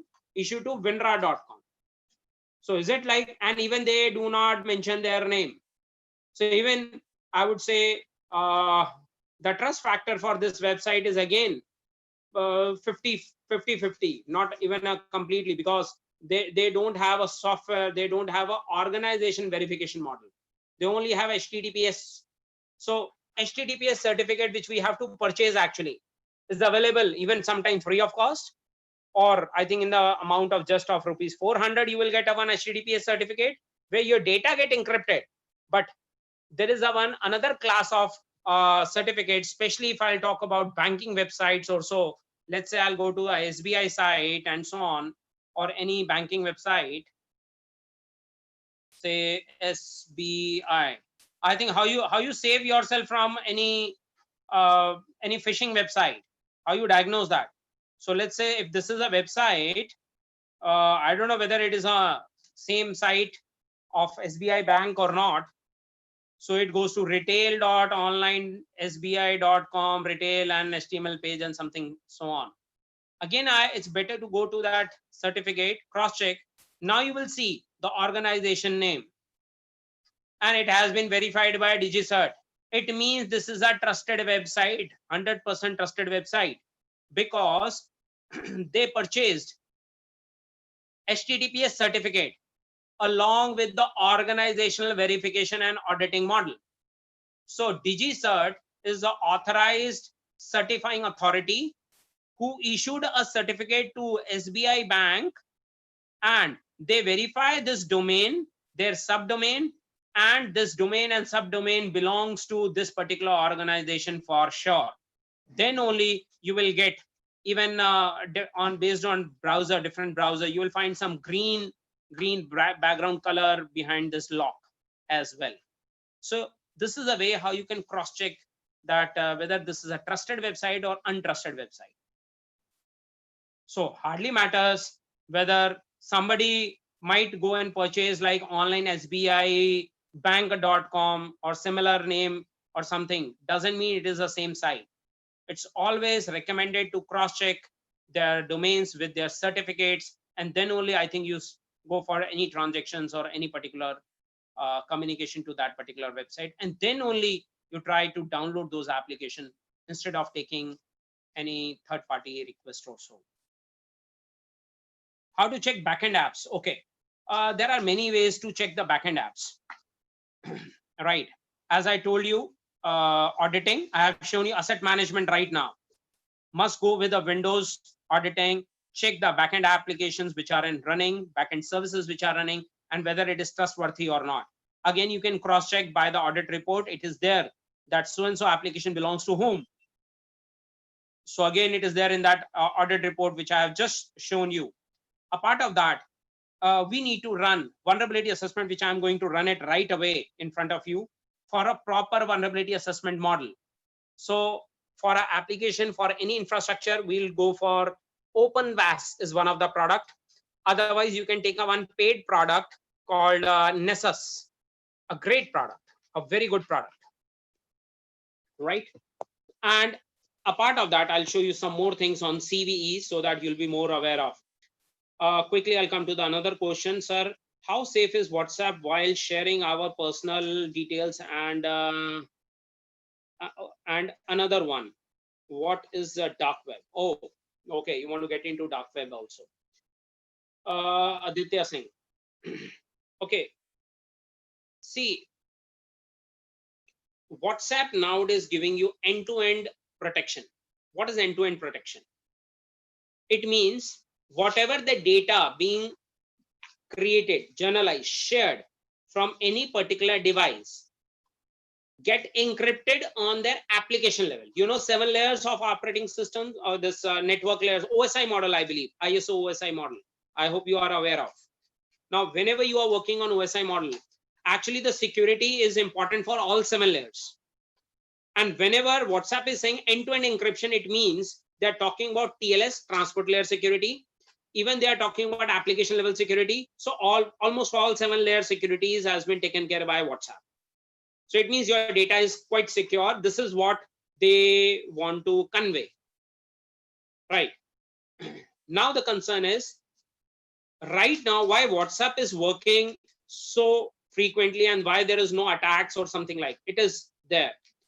WhatsApp itself creates some servers in your mobiles. There is a SQLite database.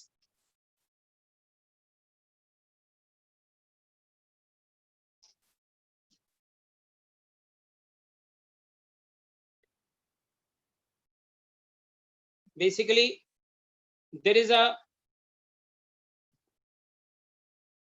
SQLite database is there.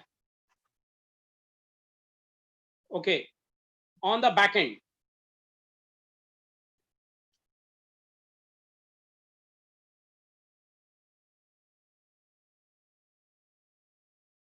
In SQLite,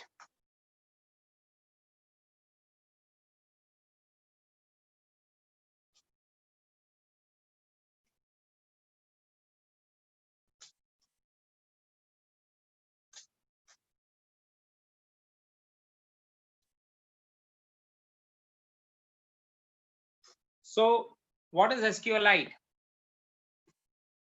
That is the data which is stored on the back end. Okay, just give me a minute. I think some issue is there. Let me try to.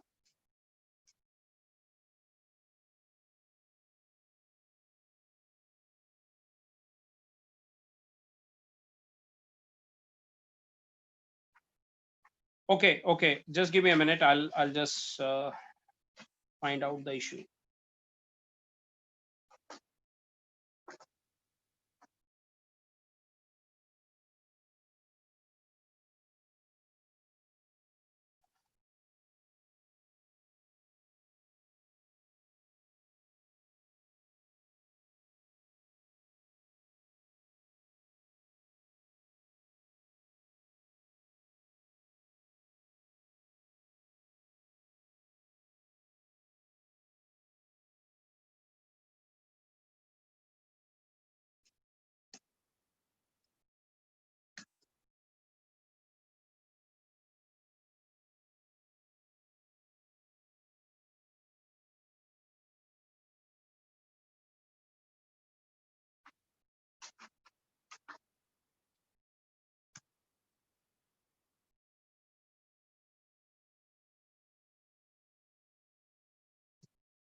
I request to they can allow me to join. I think it was disconnected. Yeah, I think it is connecting now. Okay.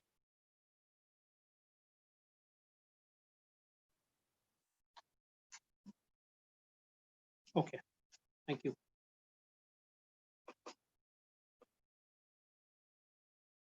Fine. Yeah, there was a query. Let me go for it. Okay. Let me chat.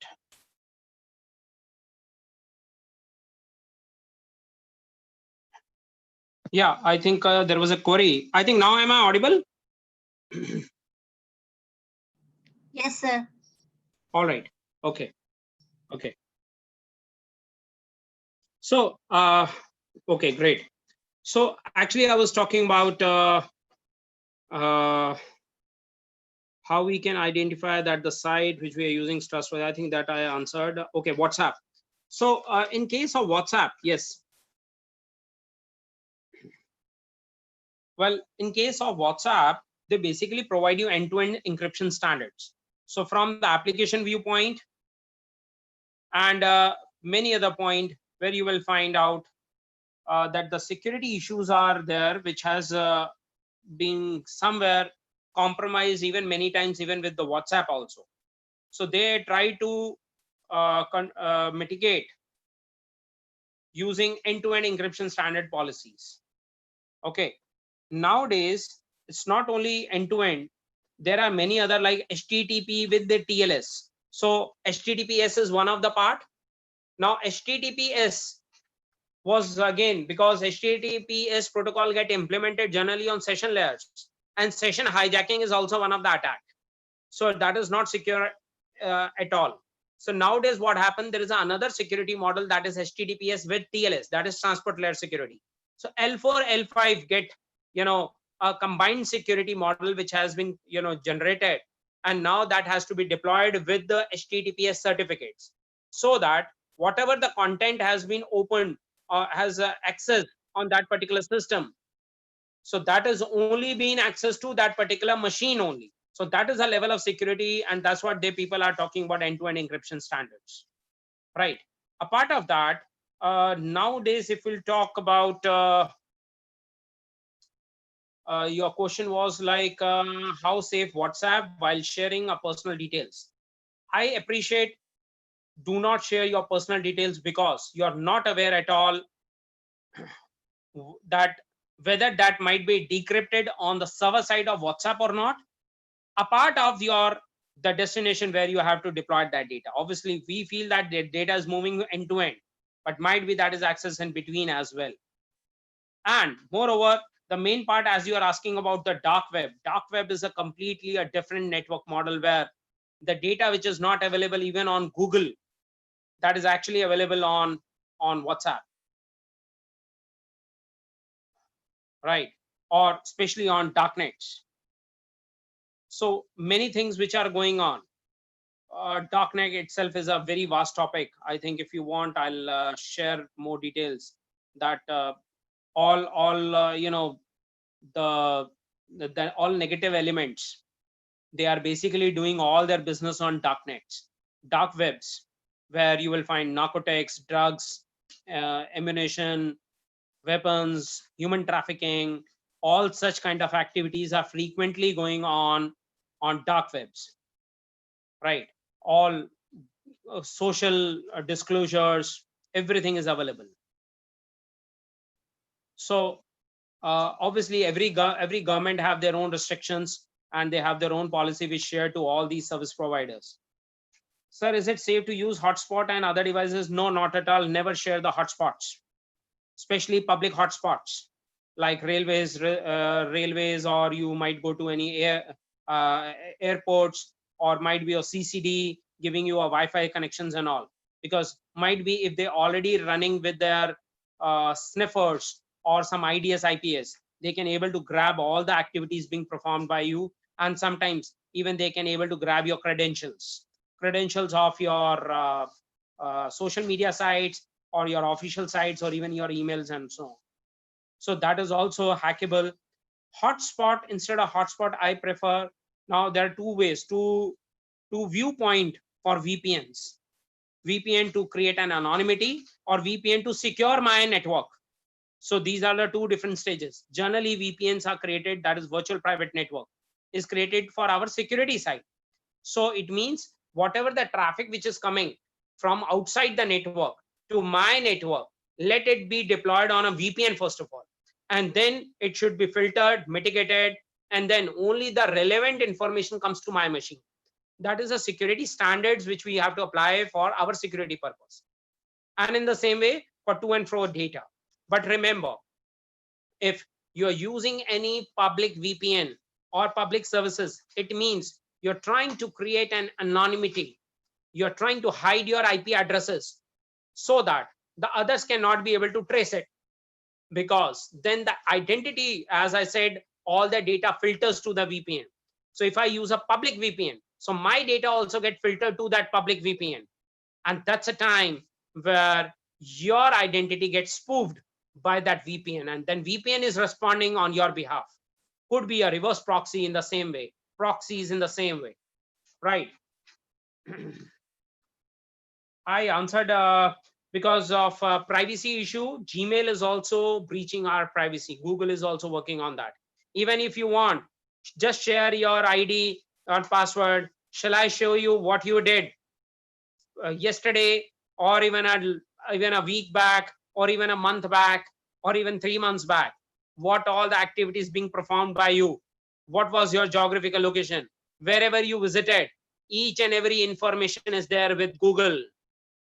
They keep stalking and monitoring on us. It's a model of cyber stalking. Everybody is monitoring and scanning your activities. So it is really, really dangerous, right? And especially government bodies, if you are with and corporate bodies, they have a policy that no one should use Gmail. No one should use Gmail to transfer any official documents, government documents, or any confidential or private documents. That has to be only and only shared by NIC servers, gov.in servers, or a corporate ID servers. Otherwise, that would be, a big panic. For explanation and so on, then dark web shouldn't be banned. Yes, obviously it has to be banned, but how you will ban? Because it is working on blockchains. How you will implement blockchain, again, that's another model.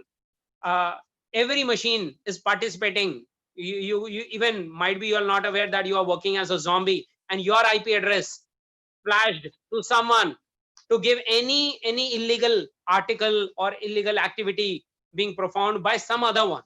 So might be someone is using your IP address and your identity to share some anonymous information to someone else. So, and you become a victim of some cyber crime, right? Is there any software or anonymous or safe data transfer? There are many. That's what I said. You use a latest Linux operating system, Ubuntu 20.04 LTS. They by default give you a VPN, which is inbuilt in the operating system nowadays for your security purpose, right?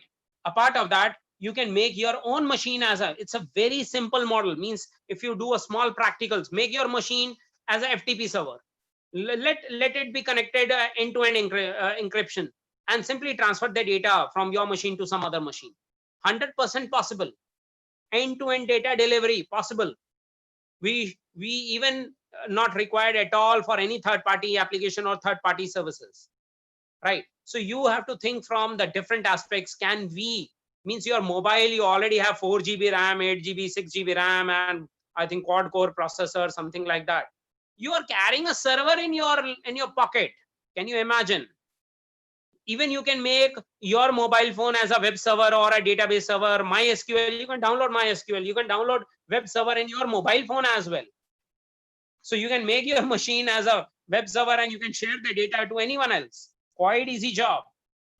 And that's what, like, all third-party applications, especially mobile applications, they are giving you free services, and they are only willing to get deployed in your mobile so that they can misuse your credentials, your identities.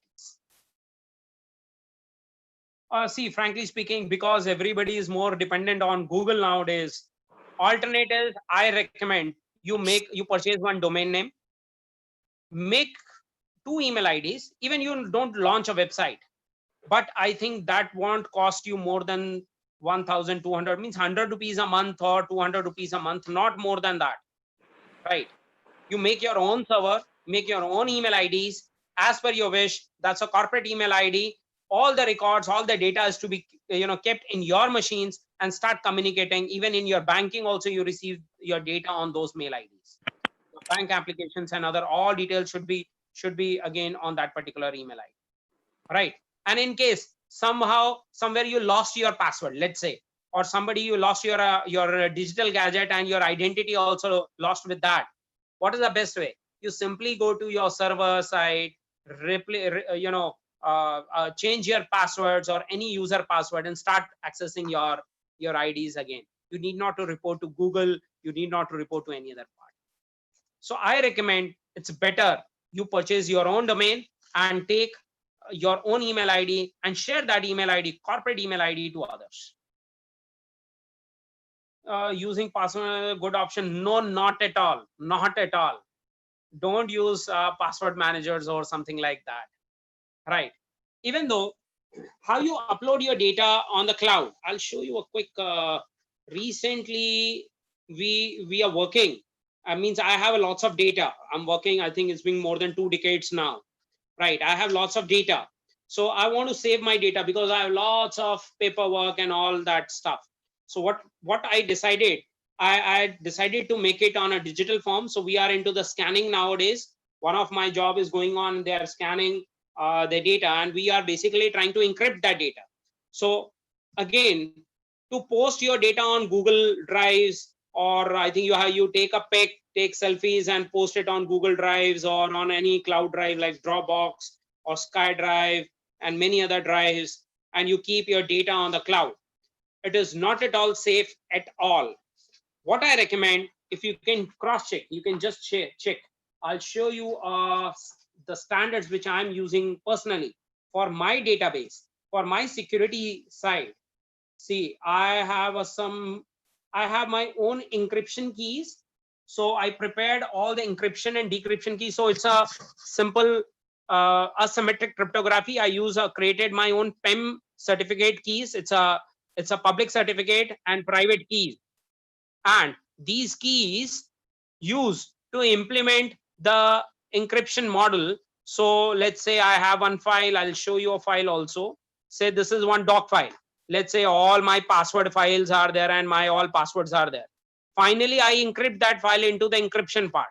And as I encrypted, and somehow I have to keep this passwords, right? Where should I keep? Or rather I'll use some password managers. So instead of doing all these activities, you make your one text file, encrypt that text file, and keep that encrypted text files in your cloud drives so that even the Google cannot able to access your data. So for that, what I did, simply I'm on Linux. I use the toolkit like OpenSSL. You can cross check. This is the way how I created my keys, which is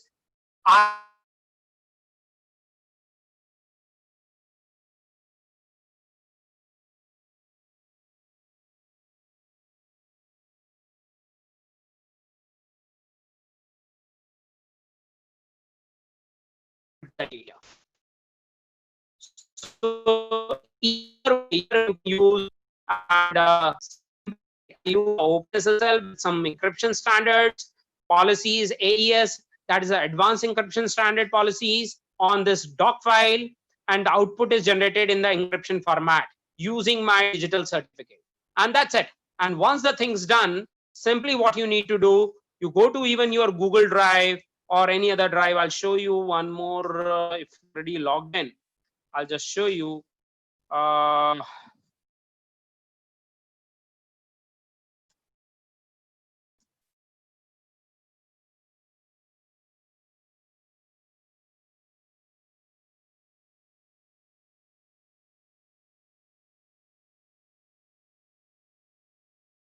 So you can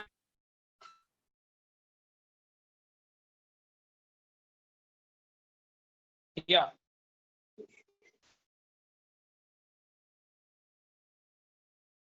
If it is logged in, I'll just check.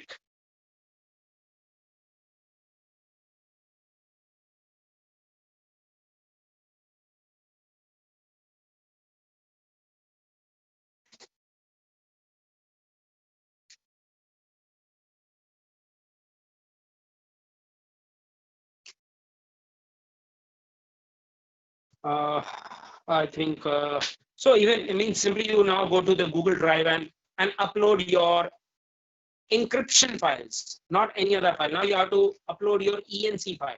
It means you can only the person who can access your data using your private key. Even if you forget your private key, even you cannot able to manage your files then. So this is the best policy for your security and your data model. Do not use any third party or inbuilt password protection model or password manager model that used to basically easily any hacker can hack your that particular data, frankly speaking, quite easy for them. Is that clear?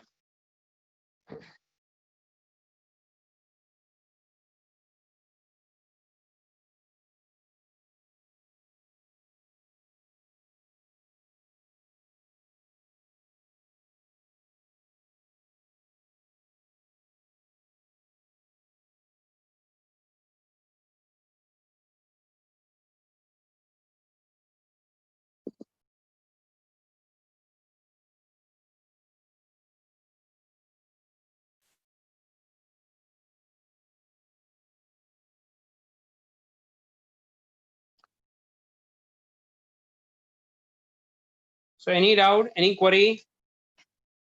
I hope you understood the real issues that really we have to save the data or not.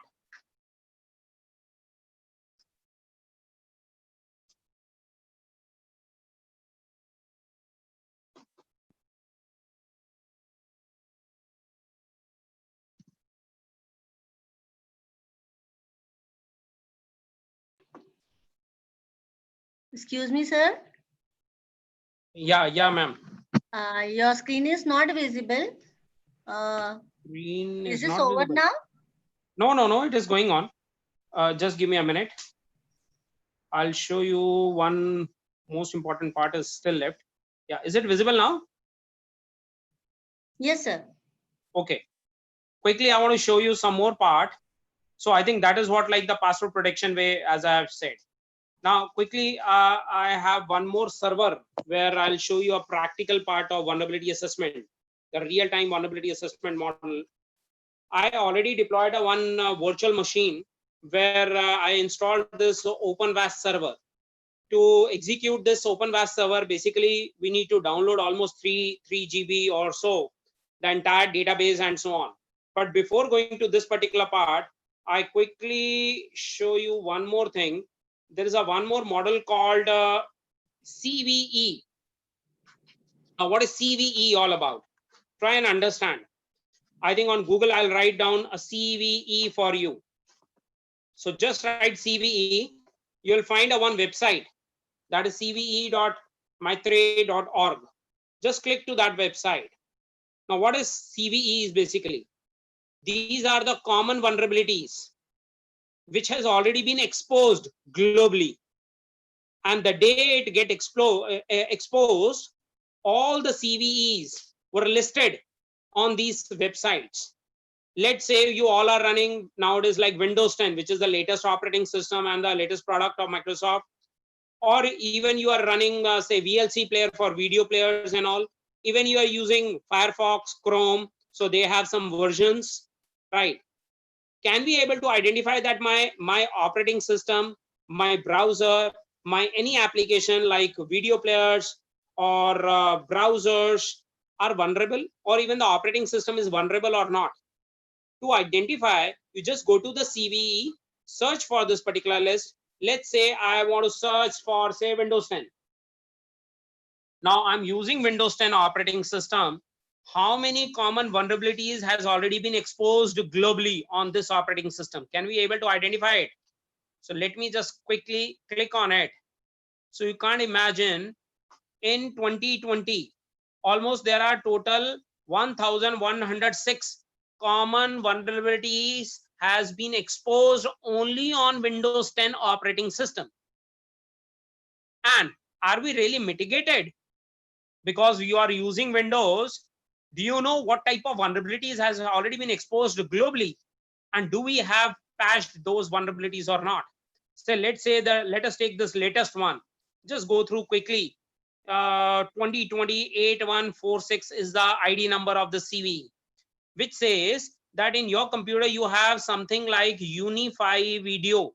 And in case if you have a version which is a somewhere backend services for video player, I believe, for version 3.10.1, and it is on Windows 7, Windows 10, Windows 8 for all 64-bit operating system. So what basically this vulnerability is that there is a local privilege acceleration. So it means anyone can access in case if they got a privilege, so local privilege to your entire system, so that from those they can able to arbitrary file deletion. So they can any hacker can delete the file, and DLL hijacking vulnerabilities which has already been exposed. So this issue was also fixed by adjusting the .ts export folder. When the controller is running on Windows and adjusting the safe DLL search mode in the Windows registry when installing this software. So it means in case if anyone who is installing this particular software in Windows, we have to do certain activities and we have to play with Windows registry to adjust this particular folder location so that the hacker should not get the local privilege to access your system. So this is a common vulnerability which has already been exposed. So now you just need to click and you will be able to open it. So basically who is maintaining all this vulnerability? There is a national vulnerability database, NVDs are there. So all these NVDs, we need to download these NVDs. This entire database need to be downloaded in certain third-party vulnerability assessment scanners. So I'll show you one OpenVAS scanner where we already basically they deploy all these NVDs in the system. Latest vulnerability, exposed vulnerabilities has already been downloaded, and these vulnerabilities need to be identified in your computer so that we can able to access what exactly is going on the back end and how it runs, on which date it was created, and how it has to be get mitigated. So such information is available publicly. I'll show you how we have to go for it. Now, to do this, only we need a good knowledge of Linux. You just need to open another platform, like this is another platform for my vulnerability auditing server is there, separate server which I have already dedicated. I just need to start and let me find, okay. So it started. I just need to start with a web interface, which is localhost https://localhost with the port number 4000. So it actually opens port number 4000 on the backend. So this is the second stage, that is vulnerability assessment. And then third stage is penetration testing. So this is the second stage where we have to log in and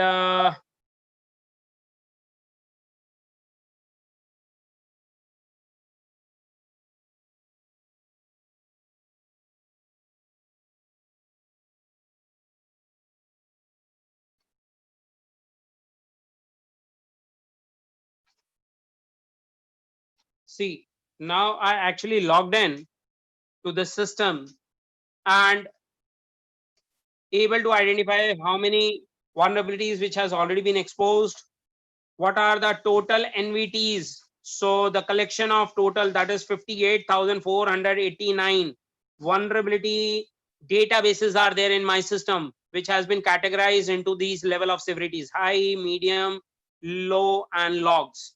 And I have a complete report on that basis. So how to scan any machine? It's very, very simple. You simply need to go to the scan, you go to the tasks, and once you go to the task, there you have to select a task wizard, and there just you need to type the IP address of your system or any IP address which lies in your LAN or even public IP, hardly matters, right? So the moment you will type, and just you need to click to start scan. That's it. That's it. Go and have a cup of coffee, right? Enjoy. It will take time. Obviously, it will take time, might be 30 minutes or might be more than that, or 1 hour approximately. Reason, because it actually try to identify all the existing vulnerabilities connected with all the running services on a real-time basis, and the ports which are open on the network. They cross-check, they attack, they find the vulnerability, generate the evidence, report it in that evidence, and finally you will get the report. That's it. This is the best way to identify. This is third-party verification model. Otherwise, we also do manual vulnerability assessment as well. But this is a very good, officially, legally free. Right? We can use such vulnerability assessment model, and this way we can scan the computers or scan the network wherever we are working. Could be your mobile also. You can even scan your mobile in the same way. You need to check the IP address of your mobile, type the IP of your mobile, and simply scan your mobiles. So third-party vulnerability scanners are available. Only the part is your NVTE must be updated. So if you are already updated with the latest vulnerabilities, scan it through a third-party channel, diagnose, generate the severity level reports. And then we'll talk about the mitigation part. It is just the identification part, initial part. And then we'll talk about the mitigation. And once, even after that, you need to mitigate. Once it is mitigated, then again, you have to go for the re-auditing, reassessment, your asset management, and then vulnerability assessment, and everything is done. Everything is clear. Then the third stage is, now you have to go for pen testing. So pen testing means, penetration testing means, can we send you some link? The moment you click on that link, unintentionally or intentionally, then automatically some backdoor ports open on your computers, and again your system become vulnerable, and again any hacker can misuse and access the services which lies in your computer. So that is a model. That is a wonderful model to scan all the vulnerabilities and so on. So please try and understand, these are the real-time scenarios, real-time practical scenarios which I try to explore in front of you, and I try to demonstrate you so that you can able to access all that services. Very, very good part. Very simple, I would say, and very effective. Is that clear? Any doubt, any query? So there are many tools. If you want to go for a list of tools, I think we can find out the big list of tools as well. A part of that, I think I'm through with the topic.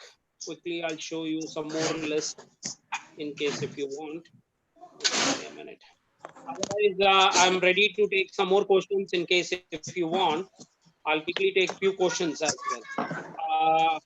Just give me a minute. I'll show you. Yes, VAPT. Okay, it's done. Yeah.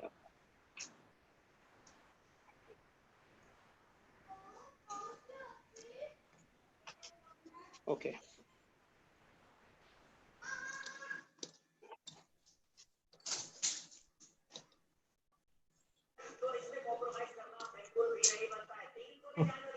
This is all, yeah, some common top 10 scanning tools. I think I already shared some list of tools. Again, you can go for these tools. The list of common vulnerability scanners tools are there in front of you. You can go for some assessment tools, a general purpose tool. This is Greenbond, which I have shown you right away. That is OpenVAS. A part of that, we can also use Wireshark for network scanning, port scanning, and what type of packets which are moving on the network. Even we can go for malware analysis, or we can even hack the credentials which are moving on the network. So quite easy. One wonderful tool called Burpsuit or ZapProxy, which use for web applications, vulnerability assessment, or any web application or website or any mobile app as well. We can even go for database scanning tools. So good list of database scanning in case if you want to go for. Some do's and don'ts, especially if you're working from home and you want to go for a VAPT. So periodic audits are more important for all your digital assets. Update your OS software patches from the legitimate sites. Literate yourself about all the latest cyber crimes. So you must be aware of all the latest issues, latest crimes, and and the behavior, how it analyzes, so that at least you make your own do's and don'ts and your policies for mitigation purpose. Follow official guidelines in case if you are connected to any organization, then whatever the guidelines according to their scenarios, which might be maintained by their CTOs or top IT management or their management, must follow those guidelines, because otherwise you'll be in the legal issues. Categorize your work and personal profile. I think this is a very, very common issue where everybody generally ignore that. Now, come on, you have your desktop. Is it your all the data is on your desktop? Even you will take a lot of time to search any particular file from your desktop. So it's better you categorize your folders. You make your folder for your work, for your accounts, for your data, for your presentations, for collections, for your ebooks, whatever you are carrying. It's better to categorize your work profile, even with your personal profile. So it must be with the login purpose. So first you log in, say even for your corporate work, you have a separate login and separate applications for your VPNs or for your corporate connectivity. And for your personal user, you have a separate username for your personal purpose, personal accessibility, personal web access with different softwares. So it's better to categorize your devices. You take multiple devices. If not, then take multiple accounts, user accounts. And under that, if not, make multiple virtual machines and categorize your applications, categorize your services according to the scenario, so that you will not be in any collision and you will be always on the safer side. In case any incident held with anyone, please do not hesitate. You must report, you must go for incident response to your competent authorities. It is very much important. Most of the scenes I have seen, like a few cases came across from my Paytm, like 2,500 rupees withdrawn, or I have a credit or debit card which is of Wi-Fi nowadays, and because less than 2,000 amount, so anyone can simply touch. It's a IRD kind of devices. So in case of touch device, if you touch and the amount is less than 2,000 rupees, it automatically deducted without any OTP or anything else. So might be many cases are coming on those grounds. In case if any single rupee, which is the fraudulent transaction held, please remember you must report. Online also you can report, that is cybercrime.gov.in is one of the website where you can report online, or you can go to the nearest police station where SHO, at least inspector is sitting on in that particular police station. You can go and report. According to IT Act Amendment 2008, Section 78 clearly says that the investigation authorities has been derived up to inspector level.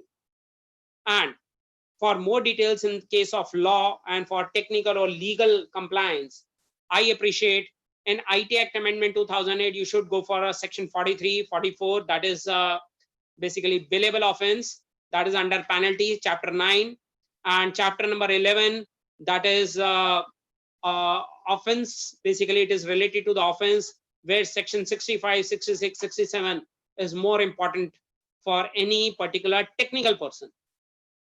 So as we are technical, we must aware of these couple of sections. If you go through with these sections, you'll be able to understand what is hacking, what type of things we are doing.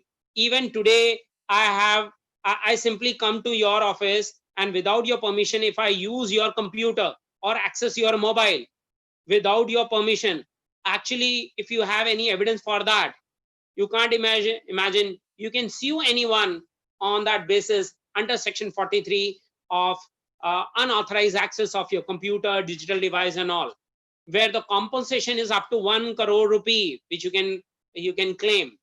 Or if it is some intention is there to give you some harm, so it is basically a crime. It's an official crime. So under Section 66 of IT Act Amendment 2008, it is mandated, means we can able to register the case, and the person might be behind the bars for up to 3 years, 2 lakh rupees, 5 lakh rupees, depending upon section to section. Accordingly, it's a cognizable offense. Non-billable offenses are there. So we need to understand what type of activities, what type of do's and don'ts which we have to take care. And accordingly, we need to connect and use the services driven to you from your authority. And stay safe. I would say enjoy computing. I think the internet traffic has already been, increased a lot in our working scenario. We all are completely now dependent on this. I don't know whether you are really enjoying your meals or you are on dieting, but sorry, you cannot go for dieting with internet. So you need internet, right? So earlier it was a concept of roti kapda makan. I think now the concept is the first priority is your internet. I don't know whether you will get the meals or not. So please take precautions of some do's and don'ts which are there in front of you. Very, very important. In case if you'll take care, I think you'll be more on safer side.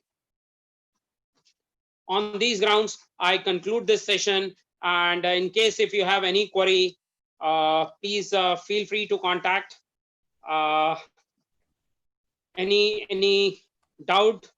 I think otherwise over to you, ma'am. I'll share my contact details. Yes, sir. My name is Dr. Anup Girdhar. My mobile number is 9811485729, and you can mail me also on anup@sidulitygroups.com.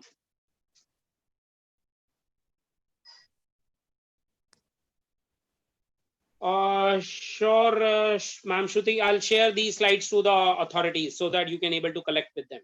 No problem, I'll share the slides. Yes, sir. Right? Everybody is worried of presentation slides. So no problem, I will share it with you, ma'am. You just give me a WhatsApp so that Okay, I'll share it right away. Okay, sir. So I hope you enjoyed. Thank you so much to be a patient listener. I really enjoyed while delivering, and I think lots of question answers are there. One question was also there. Can we check the vulnerabilities and Android OS? Yes, certainly you can check the vulnerability of your Android OS also. Even by using OpenVAS also you can go for that. There is a Nessus. I told you one more product. Through that you can also go and check the vulnerability assessment. And again, NetStat I told you, which you can run on Linux itself or on Android itself. Android is Linux, please try and understand. Apple OS is Linux. Everything is Linux nowadays. All right. So you are already a Linux user. So again, only the part is you need to explore those products. Third-party vulnerability, assessment products are there, which is quite easy to handle, and you can able to do that. Thank you so much. I think I tried to answer all your queries. In case if you have any further doubts, you can contact me personally also. Most welcome. And over to you, ma'am. Thank you. Thanks for your valuable time. Thanks Thank a you, lot. sir. It was wonderful and very resourceful, very knowledgeable session. And the way you have taken it is a hats off to you. The energy you have shown, that itself speaks leaps and bounds on your knowledge strength. And I think every one of it have the same word and have the same version on which I'm telling on these lines. So it was a practical session also, and also some theoretical concept, which is dire need of society for the security purposes, for the day-to-day need of how to make ourselves visible as well as secure, which we thought previously as a very lenient particle. Now it is one of the prime critical issues.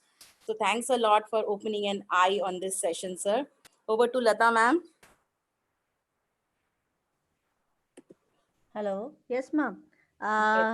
Till now the session is over. Dear all participants, we will meet tomorrow at 8:45 a.m. exactly. And thank you, Anup sir, for your valuable session. Thank you so much, sir. Thank you. Most welcome. Thank you, Thank you. participants. Thank you. Thank you. Wish you all the best. Thank you, Anupji. Thank you. Thank you, sir. Thank you. Thanks. Thanks, Dr. Saab. Thank you.